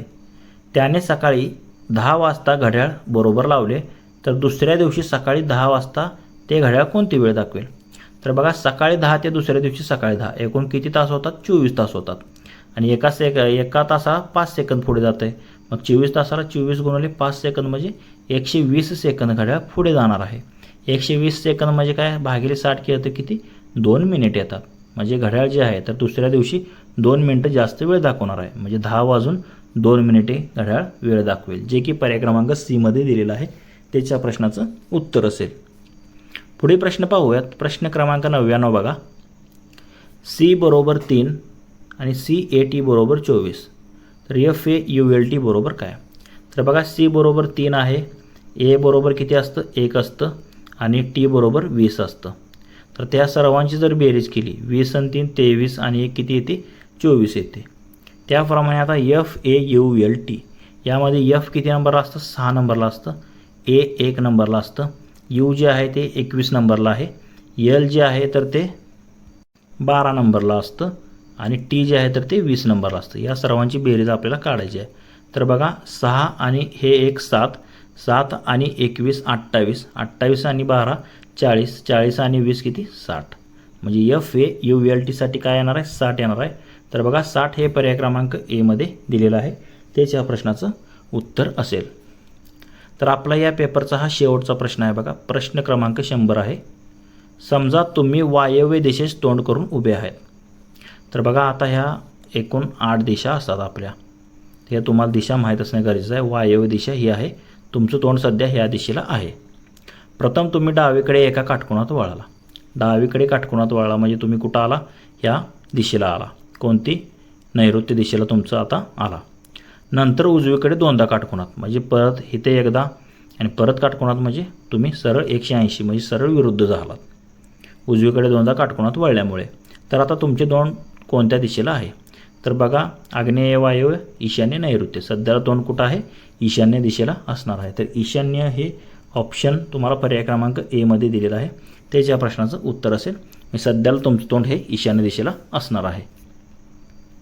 तर मित्रांनो, आपला पुणे ग्रामीण पोलीस शिपाई भरती म्हणजेच लेखी परीक्षेचा दिनांक 31 ऑगस्ट 2024 साली झालेला हा सेट एचा पेपर सुरू होता. तर या पेपरचे 100चे 100 प्रश्न जे आहेत तर ते आज आपण ते स्पष्टीकरणासहित पाहिलेले आहेत. जर तुम्हाला या प्रश्नांमध्ये कोणती शंका वाटत असेल तर कमेंट करून नक्की कळवा.